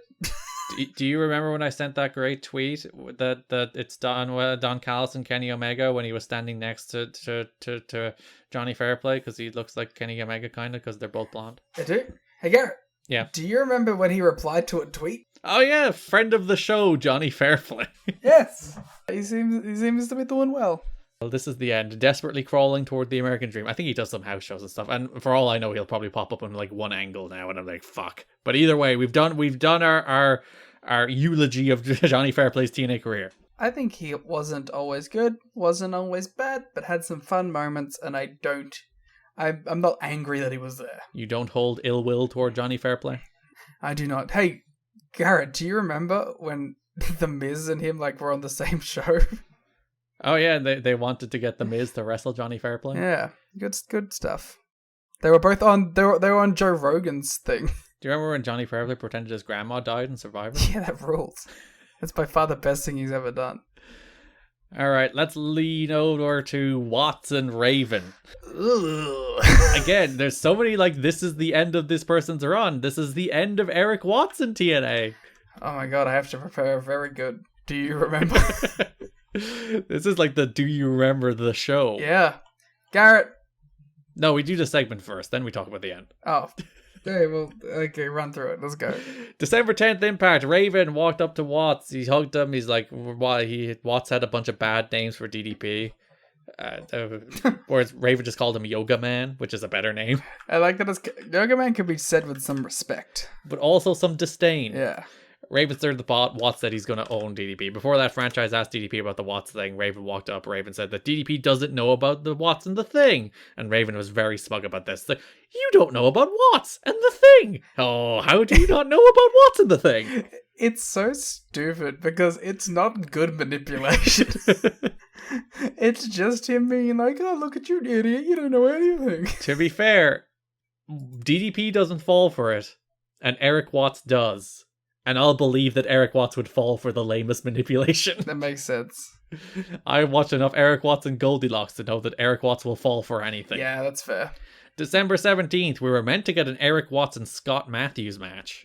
As Watts was making his entrance, DDP hit Matthews with the diamond cutter and stood waiting for Watts. Watts feigned getting in the ring, but then backed away and ran. He banged him. He did bang Scotty Matthews. DDP banged Scotty Matthews. You heard it here first. To be fair, this entire story is about potential banging, so... That's about the thing, Garrett. December 24th, DDP ran into Watts backstage. DDP said Watts would never understand what getting a title shot feels like. Raven strolls in and stokes the scent between them again. It's pretty mean. Yeah, it's not very nice. He's also your friend. And you're like, you'll never know what a title shot's like. Well, to be fair, he did attack him at the pay-per-view. Well, he's meant to be. He's meant to be not being... This isn't meant to be working on him. He's just being mean to be mean, and I don't like it. Watts literally came in and chokeslammed him. Oh, Watts does that to a lot of people, alright? It's his sign of friendship. It's his love language. I could believe that could be some weird shit that him and Goldilocks are into. December 31, DDP comes to the ring. Say weird. I'm not kink-shaming Goldilocks and Eric Watts. The very real couple that existed for real. DDP explains that there's two reasons he came to TNA: the chance to win the NWA title and to have fun. And there was never a time when he had more fun than having a beer with his pal Eric. And then he's like, Watts. You were not talking about Bischoff. He's like, Watts, not Bischoff. Me and Bischoff shared something else. He wants to know what the deal is. Just gonna leave that hanging. Raven's Druids attack DDP. taking my headphones off. DDP made a comeback to reveal one of them was Watts, the other was Raven. DDP hit Watts with a diamond cutter. Raven accuses DDP of being a bad friend for hitting Watts with the diamond cutter. Yeah. Which I thought was a good bit. It's like, attack him. DDP retaliates, and then you're like, what a terrible friend! Yeah, that was like the one good bit of manipulation he ever did. And it says DDP ruined Watts privately and now publicly, and DDP's gonna pay. Watts has already been ruined before in TNA canon. Yeah, he's been broke. It's not a good run for him here. Or is it a good run? We will see that later. So January 7th, we finally understand what they're talking about. DDP confronts Raven. DDP, he says he knows that Raven called Watts' wife, the on-screen character Georgie, his shoot wife who we have seen on television. Shoot wife. Telling her that Watts has been screwing around on the road and then blaming DDP for it. Raven says he's got Watts wrapped around his finger. Wait, shut up. She knows this. He was fucking Goldilocks on TV for a year. But now they're back together, Liam. You saw it happen. You saw them reunite over a shared hatred of Goldilocks now instead of a love. And I believe we established in canon that in TNA story, his worked wife, which is his shoot wife, but the worked story of his shoot wife, is that they got together after the Goldilocks relationship broke down. No, because she called him like... whatever. They just got married very quickly. I don't care. I miss Goldilocks. Raven was like, I've got Watts wrapped around my finger. And then he's like, Watts is standing right behind me, isn't he? And Watts was standing right behind him, headbutted Raven, brawled into the building, dropped hold on a chair, chokeslam. You know what? Until this point, this is the best headbutt angle in TNA history. Let me think. Has there been another one? There's not a lot of headbutts in this company. There should be more. That there'll be a very famous one eventually. So after Watts beat up Raven, him and DDP made amends. They hugged. They were happy. Great. You sound very excited about this story. 3 hours, 23 minutes. Watts arrives to the next show, January 14th, but Raven hits him with a trash can and says he still has Watts wrapped around his finger, which leads us to Final Resolution, in which Eric Watts faces Raven in a pay-per-view match. Why is there so many notes on this? Oh, there's some weird shit about Eric Watts we'll get into. Alright. So Watts took the, I think, funniest inside-out clothesline bump I've ever seen in my life. It might be an old time reaction from us on the watch along as well, because we both burst out. I think we were talking about something else completely, and then we both burst out laughing. I'm pretty sure it comes in the middle of us trying to convince ourselves that Eric Watts isn't bad at wrestling, because I'm putting over his reverse dropkick, and then immediately he does that inside-out clothesline bump. It is 100% me going like, listen, he's not great, and you going, no, he has some cool things, and then He did get injured early in the match, to be fair to him, but that doesn't help. No. And then Watts wins, which is very weird that Watts is beating Raven. He hits a chokeslam that looks very bad, and then hits another one and wins. And then there's like a very weird segment now after it. Yeah, so Raven gets on the microphone. He's like, I'm so sorry, Watts. I hate DDP. He fucking sucks. But I apologize to you. I didn't. Because like he almost stumbles into saying it by accident, and he corrects himself because he goes like, I've always respected you, Eric, and I've never had any respect for DDP. Man, fueled by spite. And then Watts is like, oh, all right, and starts turning around, and for some reason starts standing on the stage. It just makes no fucking sense why he would climb onto this precarious bit of the stage. It's like 1.5 foot gap between that and where he's standing. He only got on it to fall off of it. Yeah, he stepped over onto it and Raven hit him with a trash can. And then he looked to take the bump and then turned around and realized the bump was in the other direction and fell in the opposite direction through a table off the stage. It looked very dangerous. And then there's a table there. You don't even see it. So he took a table bump for nothing. You could have just put like a thing for him to fall into and not get hurt. And pulled it away by the time the camera gets there. Yeah. That is the end of Eric Watts in TNA. There's a very strange note about this match. Do we want to do that first, or do you want to do the... Let's do this first and then the Watts retrospective. We'll end it on a positive note. Eric Watts' father, Bill Watts, has a website which reported last week that Eric attempted suicide. A friend of Watts says that Watts did not attempt suicide, and Watts himself denied it. Instead, a friend of Watts says that Watts was having marital problems, and in a call for attention, dramatized a suicide attempt by taking a couple more pills than he should have, and then got on the phone to a friend. Says one TNA wrestler, Eric is nice. I wish he was a prick, because he's nothing special in the ring. Raven is his friend, and he doesn't know how bad Eric is. I like the way they threw that into this piece about Eric Watts seemingly have some kind of, at least some degree of mental breakdown. Yeah. Well done, Peter V. Torch. Watts suffered what was said to be a legitimate shoulder separation early in his match against Raven at Final Resolution. He didn't wrestle 2 nights later at the Impact tapings. He doesn't wrestle on any Impact tapings. But his shoulder was heavily taped. Like, listen, could you imagine being Bill Watts' kid? Yeah, and like he doesn't have a good relationship with his dad. To be fair, no one has a good relationship with Bill Watts. Notorious, like, old-time insane person.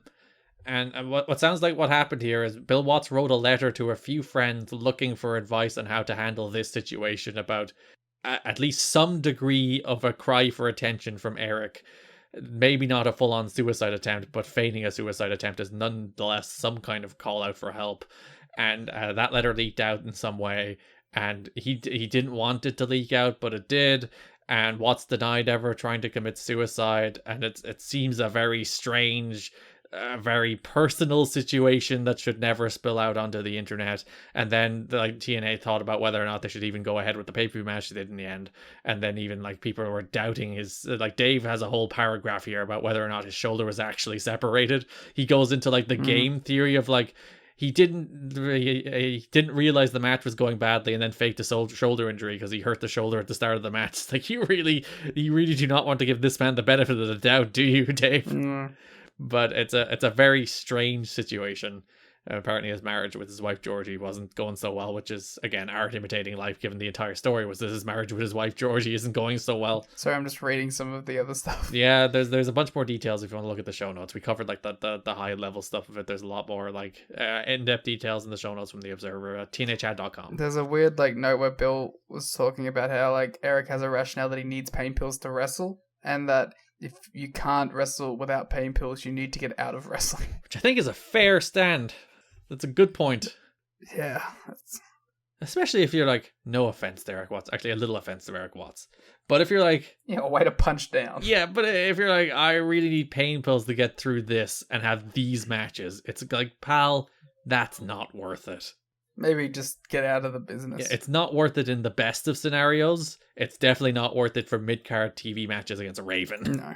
But now we can celebrate the big moments of Eric Watts' career. Garrett, do you remember Eric Watts and Jeff Jarrett's on-again, off-again friendship? Yeah, their frenemy relationship, their feud that turned into friendship, but Watts was like, I'm your friend, and Jarrett's like, I hate you, I don't want to be your friend, and Watts was like, please let me be your friend, and then I'll beat you up instead. Do you remember when Eric Watts was hanging out with all those celebrities? Oh yeah, there was like decent caliber of celebrity too. The man he's in the know. It was a fun segment.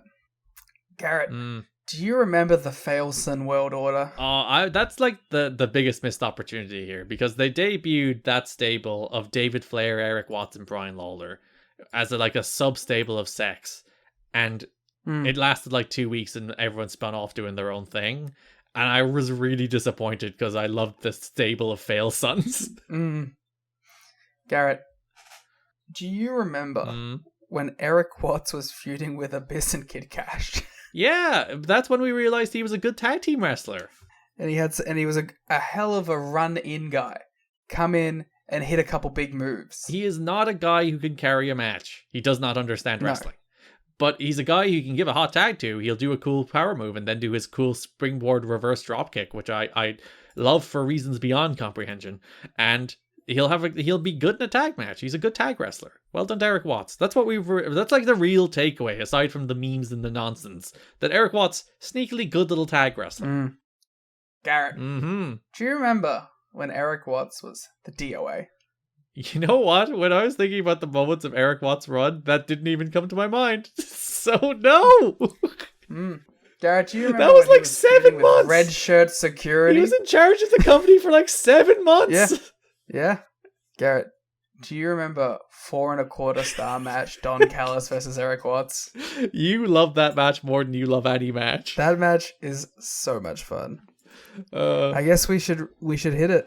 Do you remember Eric Watts and Goldilocks? What a relationship. From the moment of the turn, from the start of their relationship, which was entirely like, we hate each other, from the very beginning. we hate each other, to the development of an early relationship, to the development of a three-way relationship with Tracy or Trinity. I forget which one it was. Trinity, I was believe, Trinity. yeah. Yeah, which was dropped very quickly, to the development of them both being insane, but on the same page, and then eventually the rift in between them, when then, of course, Goldilocks is all about that money later on. It's a hell of a run, isn't it? That's a 1-year angle, by the way. They told that story over the space of like a full year, maybe a little longer. And it was perfect. Mm-hmm. Garrett, do you remember Victory Road 2004? Yes, Eric Watts was in a tag team match. Yeah, I just thought I'd mention it. Mm-hmm. Garrett, do you remember what Eric Watts did with The Thing? You haven't heard about The Thing? You don't remember The Thing? He did go out on a low to make you feel worse about, or I guess less worse about the fact that he's leaving. That's like, oh, he's bad in the end. I'm okay. He had, you know what's funny? Mm-hmm. I was going to say he had like that classic, what would you call it, charting of like coming in low, digging down, then shooting way up, and then going back down again on the way out. But honestly, I think it was kind of just up, down. Because I loved the introduction when he was just weird stalker Jeff Jarrett friend. That was the best moments of your life. And then the best moments of my life were the Goldilocks angles. Thank you very much. Garrett, I have one last. Do you remember? Shoot. Garrett, do you remember when Eric Watts interviewed Raven in Raven's sex dungeon? Oh, yes. And they were like feuding for ages before that. And, hey, we're just having a chat. Eric Watts, we wish you the best. What a run. What's a run? It's a good question. I'm very sad. Just talk about Dustin Rhodes. Let us go to the nepotism corner of the show. Dustin Rhodes makes his return to TNA, not his debut, if you'd remember. He debuted in that random match against Jarrett a while back. So December 17th, Dustin Rhodes made his return to TNA as he faced a man we will have to also eulogize, Johnny Swinger. Oh, fuck me. There's a lot of people leaving on this episode of the show, Liam. This is really the end of the era. You've committed to this bit too much, and now you've had to do 4 of them in one show. Don't worry, I think this is actually the 5th. It's alright. I've developed a strategy for it now. So let's talk about this match first. First, Dustin back in TNA. How do you feel about that? You see, you'd think I'd be negative on it, because I'm negative about most things. You're true. But I'm actually positive about it, because I think there's no harm in having a name value guy hanging out in the mid card. Adds a bit of star power to some matches. He's a decent worker. I'm fine with Dustin Rhodes being here. Could have been a wonderful leader for the Failson World Order. Oh, yeah. Arguably too good to be a Failson. There is periods of his career where he's been a Failson. Yes. If Black Rain was leading it, it would be perfect. So, yeah, as you said, I think a problem with the undercards they have is that they don't have the roster depth for 3-hour pay-per-views.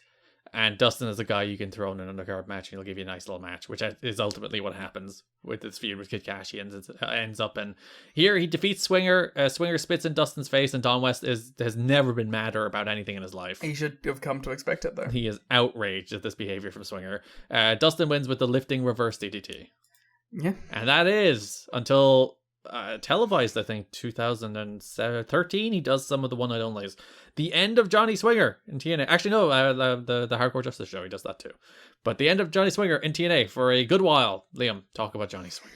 Garrett, do you remember right? the Swingman and Simon Diamond? Surprisingly good tag team. Great feud with America's Most Wanted. I would 100% agree. That some of those AMW matches were like legitimately the best matches on the card. Like, shockingly good. Not that feels a little disparaging to Swinger and Simon Diamond to feel like they had good matches. They had surprisingly good matches with the best tag team in the country. Here's what I think we're not clarifying. They had like 7 tag matches together. I'm looking at the page now. They had like 7 tag matches with AMW over 2003. They had like brawls and strap matches, and many of them were very, very, very good. And then they did the 6-man tag with Dusty Rhodes as well. That match rocked too. Yeah, I forgot about that match. That match ruled. I think legitimately, 2003 was our most competitive year for year-end awards, I feel. And I think this tag feud actually ranked in our awards. It was like in our thirds or seconds. Yeah. Because they were, I think they ended up being our 3rd best tag team. Or they were mine, I think. Maybe it was the Disciples. But I remember being like, they had a shockingly good 2003. Yeah, and it was a thorough mistake to break them up. 100%. I guess we should briefly talk about, do you remember Simon Diamond, Johnny Swinger, and Glenn Gilberti? Yeah, they did good bits where Disco was stupid, and then they'd call him stupid. I enjoyed that. That did happen a lot, yes. I guess we should talk about it. Garrett, do you remember when Johnny Swinger and Simon Diamond broke up? When he ripped the Simon Diamond robe, Yeah. and then had a series of underwhelming matches. They had a lot of matches. They only had two, I think. Two singles. Yeah, but there was a lot of tags. Yeah, and I don't think people gave a single solitary shit about Simon Diamond as a babyface, or sorry, Pat Kenny. And that was, I think, the core problem of that no one cared about Pat Kenny as a babyface. Garrett. Yes. Kid me. That's my name. Do you remember when Simon Diamond dressed up as a hula girl? Well, it was Johnny Swinger, but that's neither here nor there. Fucking sorry, I'm having stuff's bad, man. It's almost it is 1 a.m. Do you remember when Johnny Swinger dressed up as a hula girl? I do. I enjoyed it. I enjoyed it as a bit that Glenn Gilberti freaked out because he hated dressing as a leprechaun, and then Johnny Swinger was like, because he's racist. Yeah, he hates the Irish. It's a fact. And then Johnny Swinger was like, this hula outfit makes me look jacked. I'm gonna just bounce my pecs the entire time. But the one silver lining of the Johnny Swinger leaving us here today is that we will see him eventually in perhaps his most swingerist of all. Yeah, we'll have to wait till 2019 for the true return of the Swingman. Daddy. Dustin randomly runs into Kid Cash on the December 24th show, and Kid Cash is just real mean for no reason. Kid Cash, I don't know what's going on with his look here. Uh-huh. He's a little. First of all, he looks like a little manlet, but second, I'm sorry, guy, that's offensive to you. I didn't mean to be offensive to you. Anti-short people, thank you very much. But well, it's just because he's next to Dustin, and Dustin looks like literally two Kid Cashes stacked on top of each other. Also, he looks exactly like that sleazy rock star guy who did like the dating show. Who? Bret Michaels. Oh yeah, I get it. Yeah, I see that. He looks exactly like Bret Michaels. He does have sleazy Bret Michaels vibes. Not that Bret Michaels isn't a little sleazy in the first place. I was gonna say, like, he's in a bit of both. Who's Bret Michaels from? Yeah, he was in a band. Yeah, he was in the band Poison. Mm-hmm. What's happening in Bret Michaels' life? I don't know. I don't keep up with Bret Michaels' life. He's in December of 2022. That's this month, Garrett. Mm-hmm. Bret Michaels announced the 2023 Party Grass World Tour, which will perform between July 13th and August 6th. Along with Michaels, the tour will include Jefferson Starship and Night Ranger, with appearances by Steve Auguri and Mark McGrath. You gonna go? Oh, well, let me see if there's tickets available. So Cash is being very mean to Dusty. He calls him fat. He's like, your dad's fat. He's fat. I do appreciate that Kid Cash, the character, immediately meets a man and starts mocking his father.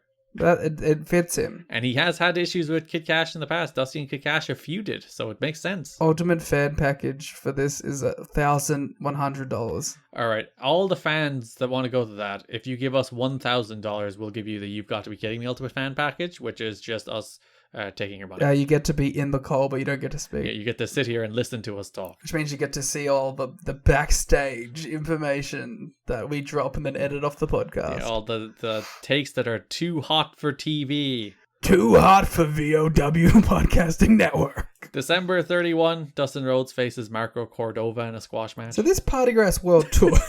Rhodes wins with a lifting DDT.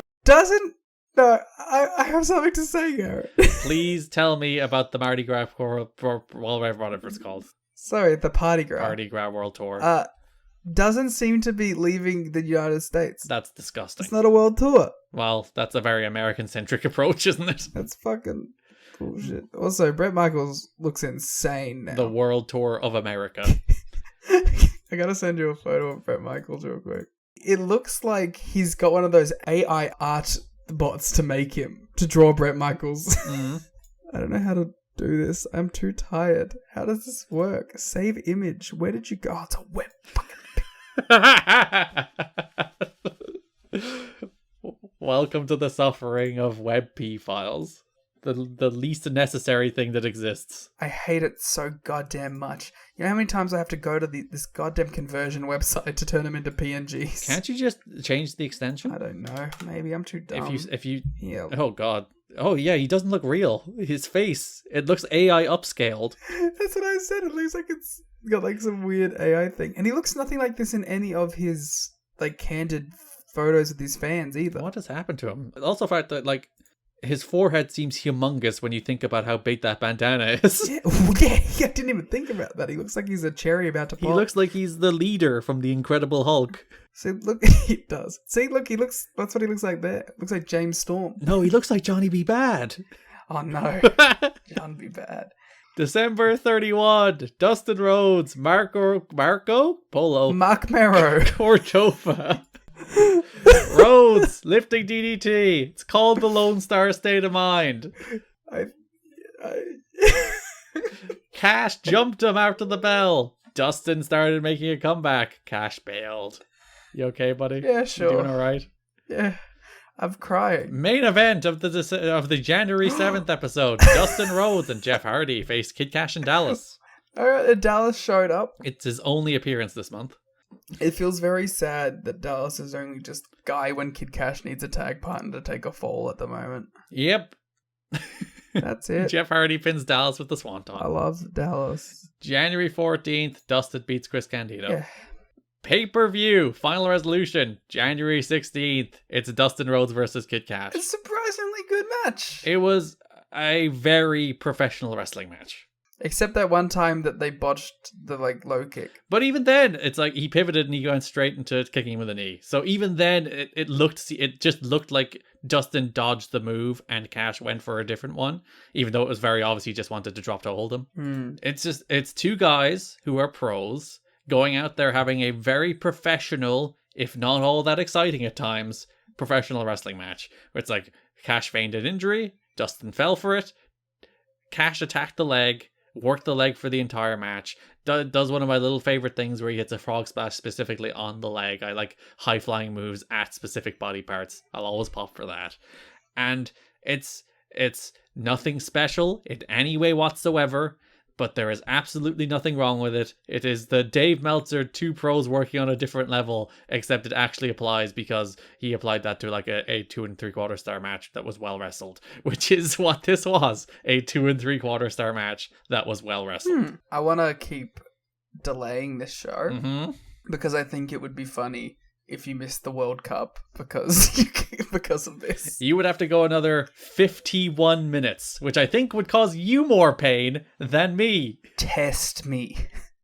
All right, tell me all about who won the awards. On the January 7th episode of Impact, they showed the best of awards. They told us who won the awards multiple times. They had 2 video packs. They ran down half the awards in one and half the awards in the other. And they aired 4 of those in the show.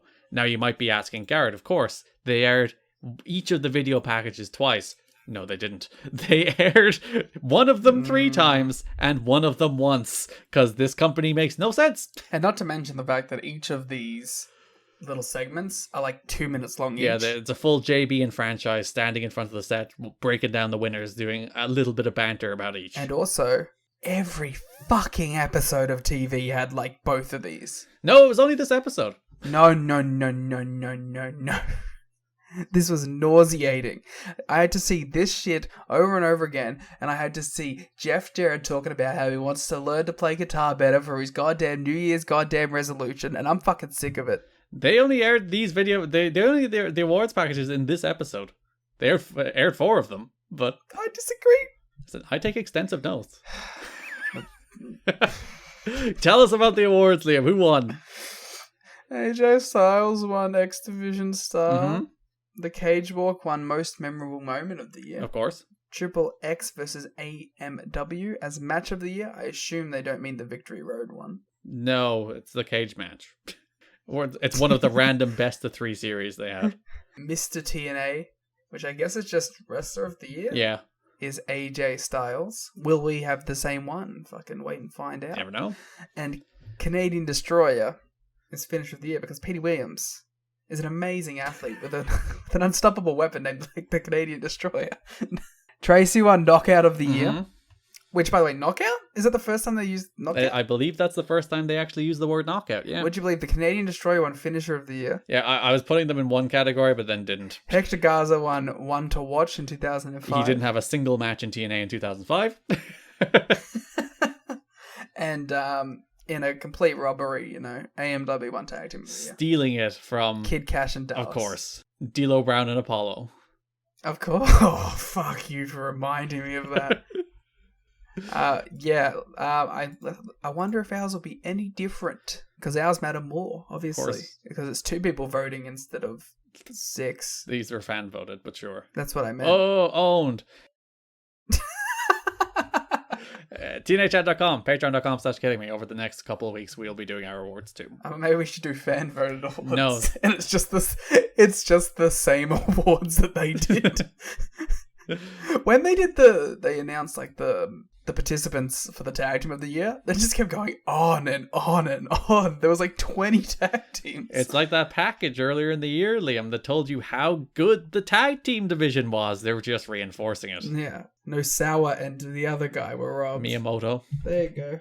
That does bring us to the last thing we're going to talk about for this episode. It is AMW and Team Canada for the NWA World Tag Team titles. December 10, AMW faced Shazarian. Coming off the back of the Turning Point match, they were like the Walking Dead. Yeah, it was kind of awesome though, because they were completely beaten down. They were destroyed. They looked awful, and I loved it. It kind of buries the hell out of Shazarian, but I guess that's not really a focus at this point. No, they are very much the furthest down the pecking order they have ever been. After being like relatively featured acts, I wouldn't quite say pushed act all the time, but they were a featured act for a good while.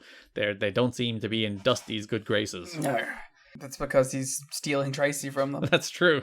He's jealous. I really liked this match. I thought it was a really well worked match where AMW were on the back foot the whole time because they were coming right off of that cage match. And that's good storytelling, that these guys are selling their big match they had because they bled buckets and they're taped up the wazoo, and Shane and Kazarian dominate them, but then they come back, win with the death sentence on Kaz. I think one of my favorite things is the little roll through James Storm does after the death sentence. Ah, yeah. I love it so much, and I love that it was all wonky and shit because he's all beaten up in this one. It was great. They're very good at professional wrestling, aren't they? Yeah, we have a little note here that after the cage match at Turning Point, Chris Harris asked someone to call his wife to tell him that he was okay. AJ Styles held the cell phone up to his ear as Harris assured her he was fine. I thought it said like Harris is the one in great danger there. What about like Skipper? He walked the cage. I mean, I'm sure they all called their loved ones and were like, we're not dead. we're doing okay. Yeah. That's one of those, like, you have to wonder, like, is that one of those ones where you're like, don't let the family watch this one? Yeah, especially if you have like kids to see, and young kids, impressionable kids who might not get that, like, daddy's bleeding and might die on pay-per-view. Like the Mick Foley one. Oh god, if you ever watch Beyond the Mat, that's a horrifying scene that will scar itself into your brain as you see Mick Foley taking those chair shots from The Rock, the unprotected straight to the skull chair shots, and then they cut straight to Mick Foley's daughter just crying her eyes out at her dad, like having that kind of pain and suffering. They actually like leave the building.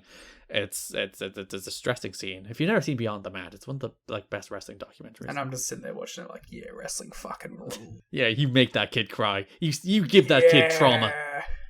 That's fucking awesome. That was the moment that she knew that like eventually she was going to grow up and marry a clown. It all went wrong. That's what see that's what be nice to your daughters. Don't let them watch you get bludgeoned with a steel chair. That is what sets you on the Frank the Clown path. Yeah.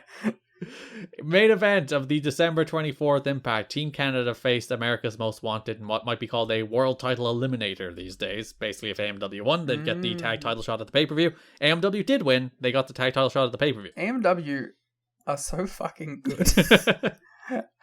Garrett, I hate to say it, but they might be like in my top 5 tag teams of all time. Yes. We've gotten them. That's all. That was the entire point of this podcast. The AMW propaganda machine. We'd like to apologize for the ending of the podcast. The purpose has been reached. There's no point to continuing. We have successfully spread all the AMW propaganda we can spread, and that's all we needed to do. Like I would have to sit down and think of tag teams that I think are better. The only problem is their entire career is in TNA. Yeah, and especially it's a bigger problem in that their entire career, especially a lot of their best stuff, is in the era of TNA that nobody watched. So it's not even like the on Spike TV in front of 1.5 million people. It's on FSN in front of 150,000. If I could go back to the start of this podcast where I said I like to be a money more, I would slap myself in the face. That's all that matters, though. We won you over. What do you think of the finish of this one, where they did the thing where Young and Storm battled for momentum of a roll-up. D'Amore tilted it in favor of Young, and then Harris ran in, tilted it back in the favor of Storm, got the roll-up, earned the tag title shot. I love it because I think that's like hokey territory style stuff, and these are hokey territory style tag teams. Yeah, it's a finish right out of the territories, isn't it? Which again is further proves your point that like AMW is so much better at this shtick than FTR. They're so much better, and like FTR are a great tag team. Yeah, again, one of the greatest of all time, and they're a great tag team who work more of a modern high spot style but their high spots are replaced with territory spots, which is like very cool, and it's something that no one else has done.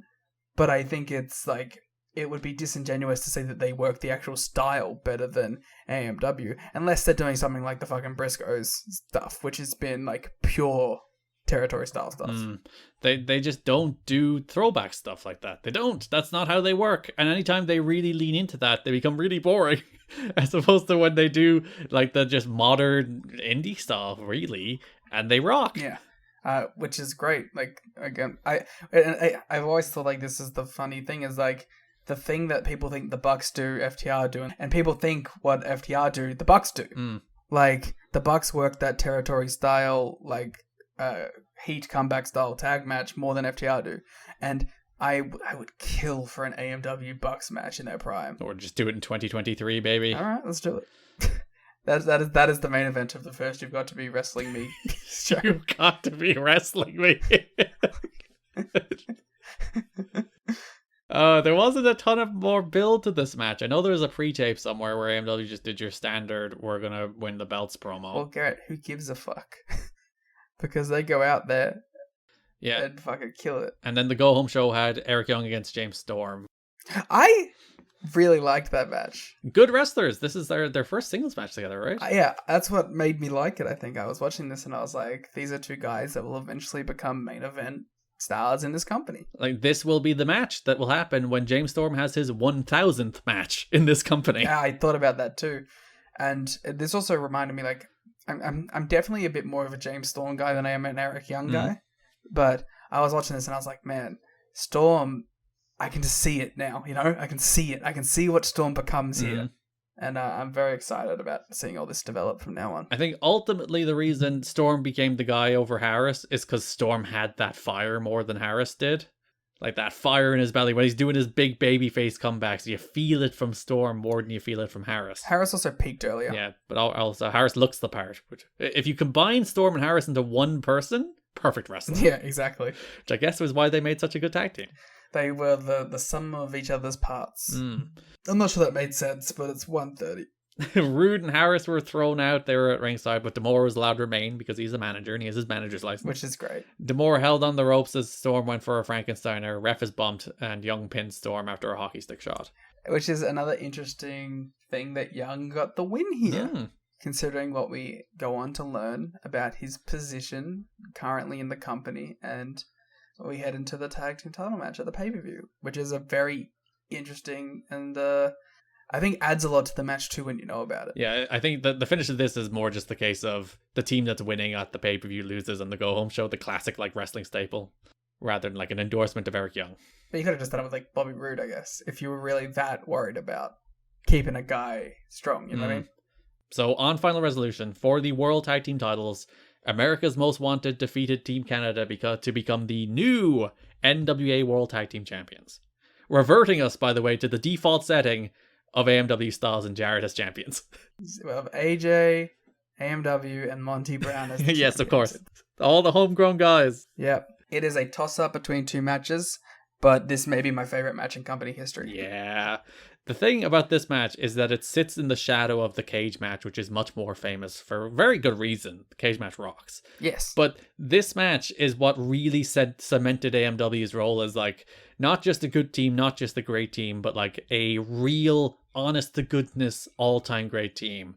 When they have like the back-to-back pay-per-view matches of the cage match blow off, and then they come out here and nobody really remembers this match, which always annoys me, but they have this kick-ass ultra heated Southern style tag match against Team Canada where everything hits, everything is perfect, and you have the little sub story that I talked about on the watch along, that apparently it kind of leaked out. It was word in the locker room that Eric Young was not long for TNA, that you know, under the new regime under Dusty, it wasn't particularly impressed in Eric Young, and that they were moving on perhaps with a new version of Team Canada, maybe with Johnny Devine, it seems, afterward.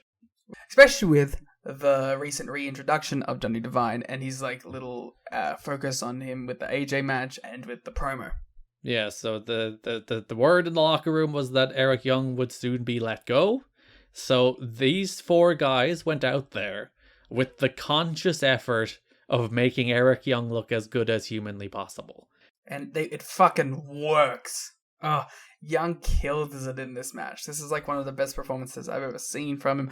And like, not to be like held up, and like it worked in a really smart way too, because AMW don't look bad at all in it either. They still look like this fucking world beater all-time great tag team while they're making Eric Young look like a fucking madman. And Rude is still hanging in this match the entire time too.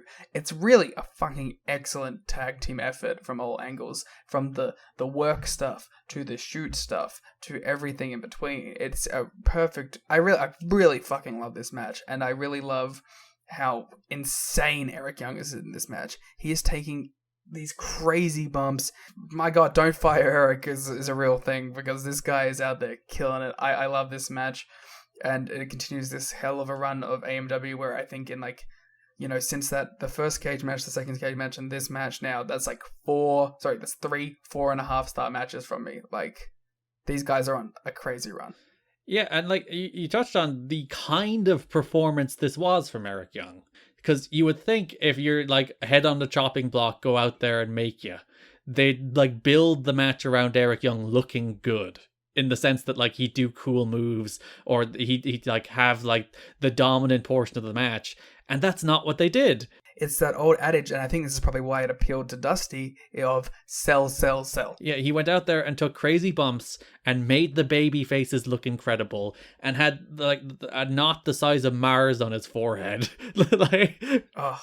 And then did that and was still taking these insane bumps. And like we were talking about with this mix of shoot and this mix of work stuff, they also find out like they think they have 15 and they get told they get another 6 minutes on it too, so then like 4 minutes of this is called on the fly. Yeah, because as they're going through the curtain, they're told like Monty and DDP went short, so they need to go 21 instead of 15. They end up going 19 in the end.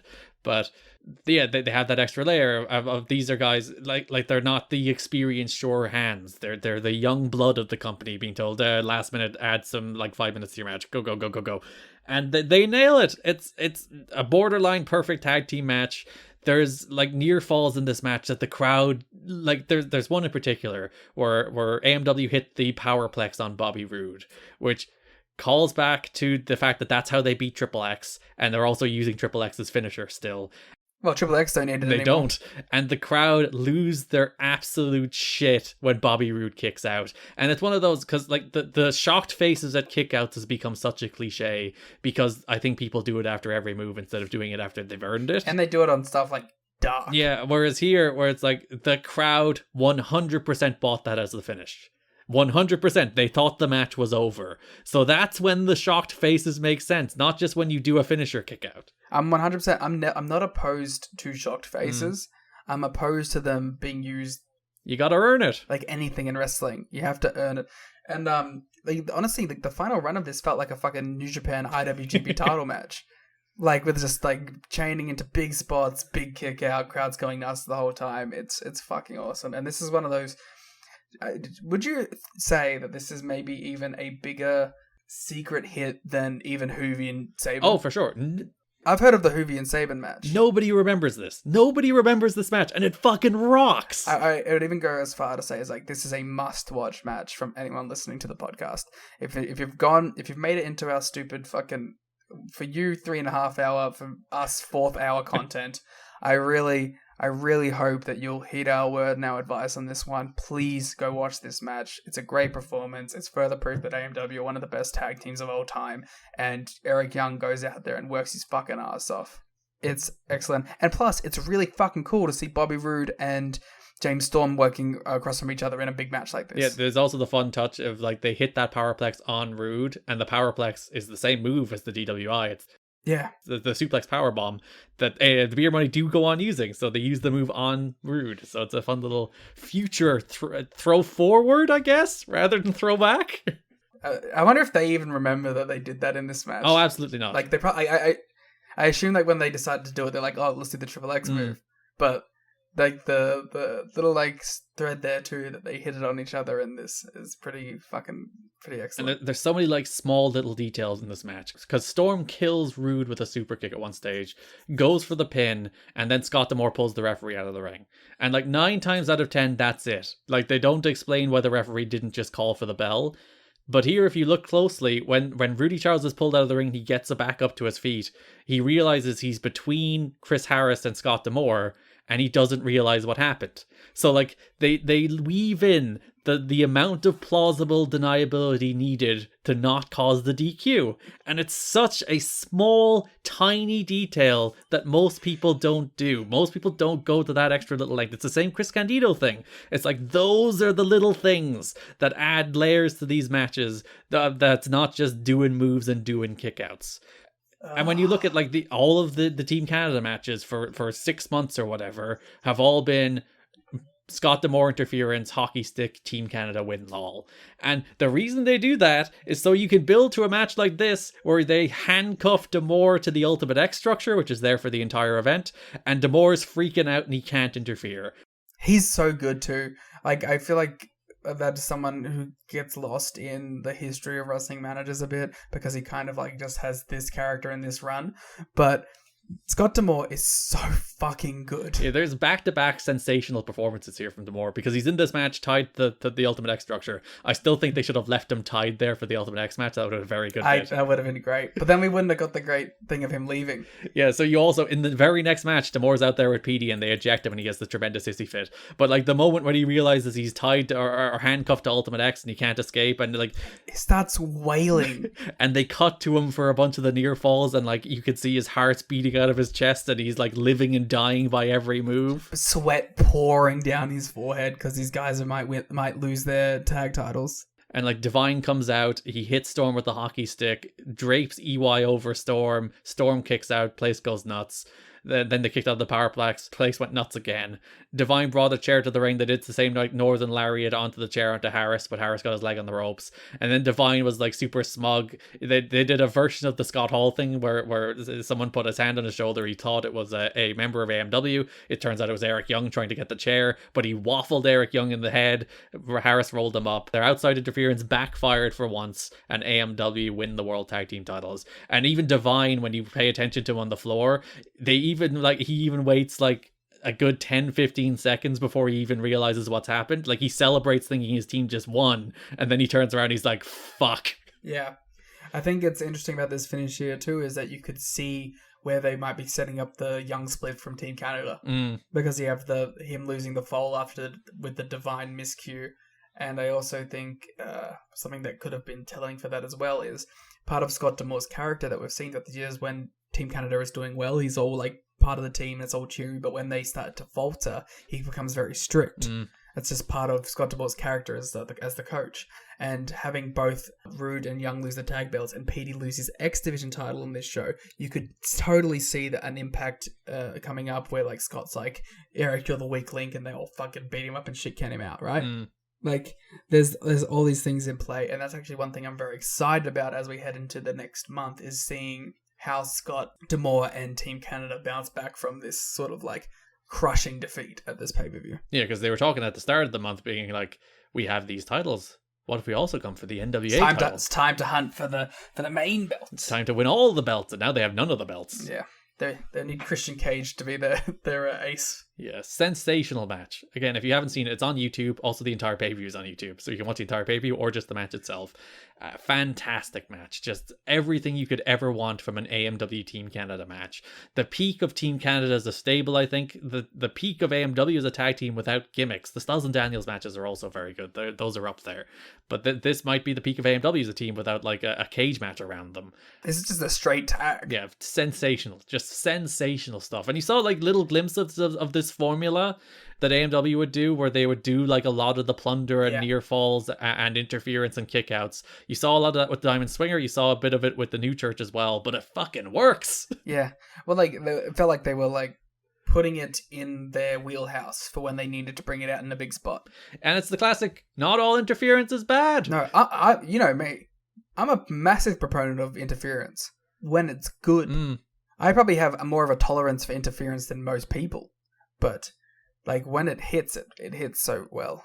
I was literally, before while we were talking about this match and we were recounting it, in my head I started like daydreaming about Bucks and AMW. Like I literally was envisioning the spot where like Matt Jackson is caught in between Storm and Harris, and they're looming over him and he's backing off, and then Nick flies in and catches him. I was imagining the match. That's a literal dream match. God, it would be so good. God, AMW are so good. They're the best team. I love them so much.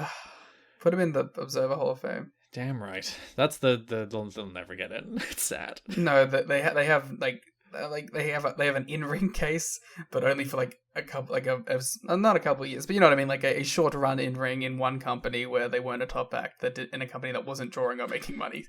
Unfortunately, that's not a killer case. They don't even get on the ballot with that kind of case, unfortunately.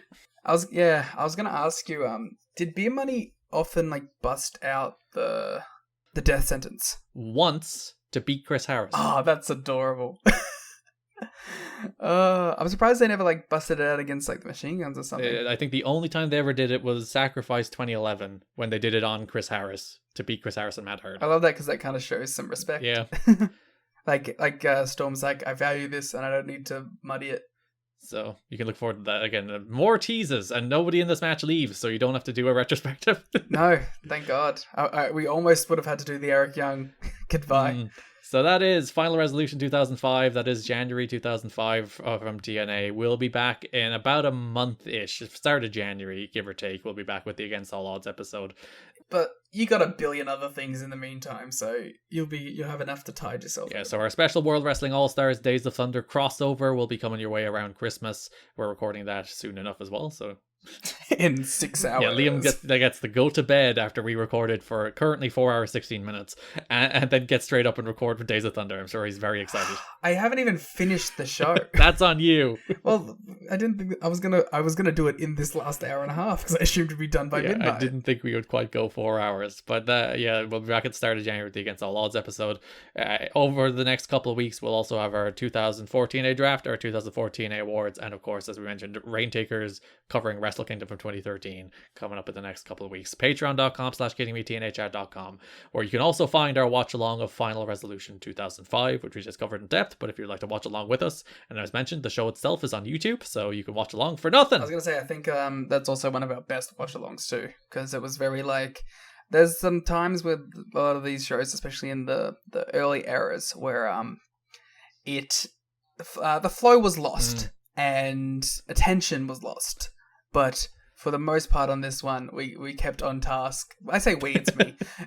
Kept on task, and we actually kind of just got into in-depth discussion about the show, about the state of the company, and about people on it. So I think it's a really fun watch-along this time. I'd also say, in lead-up for the second WWA show with Days of Thunder, go listen to the first one. It's a very good show, and we had a lot of fun there. So get familiarized. Don't worry, all the bits that we did on that will be forgotten, except I think Angry Road Dog. Angry Road Dog is the defining bit. That's in the Days of Thunder feed, by the way, rather than ours, if you'd like to find it. Mm-hmm. I enjoyed how you were like, go another 50 minutes. I'm like, I'm almost there. I can vamp for 20 more minutes and you'll miss the start of the World Cup. Follow us on Twitter at TNA History Pod. Follow me on Twitter at Garrett Kidney. Follow Liam on Twitter at The Gleet Muda. Subscribe to us on YouTube at You've Got to Be Kidding Me to hear clips from the show. We're also on TikTok at TNA History with 17,000 followers. we do the TikTok dances. Sure. That's all our social media, as said, sometime early January for the Against All Odds episode. Thanks for listening. And Monty should have won.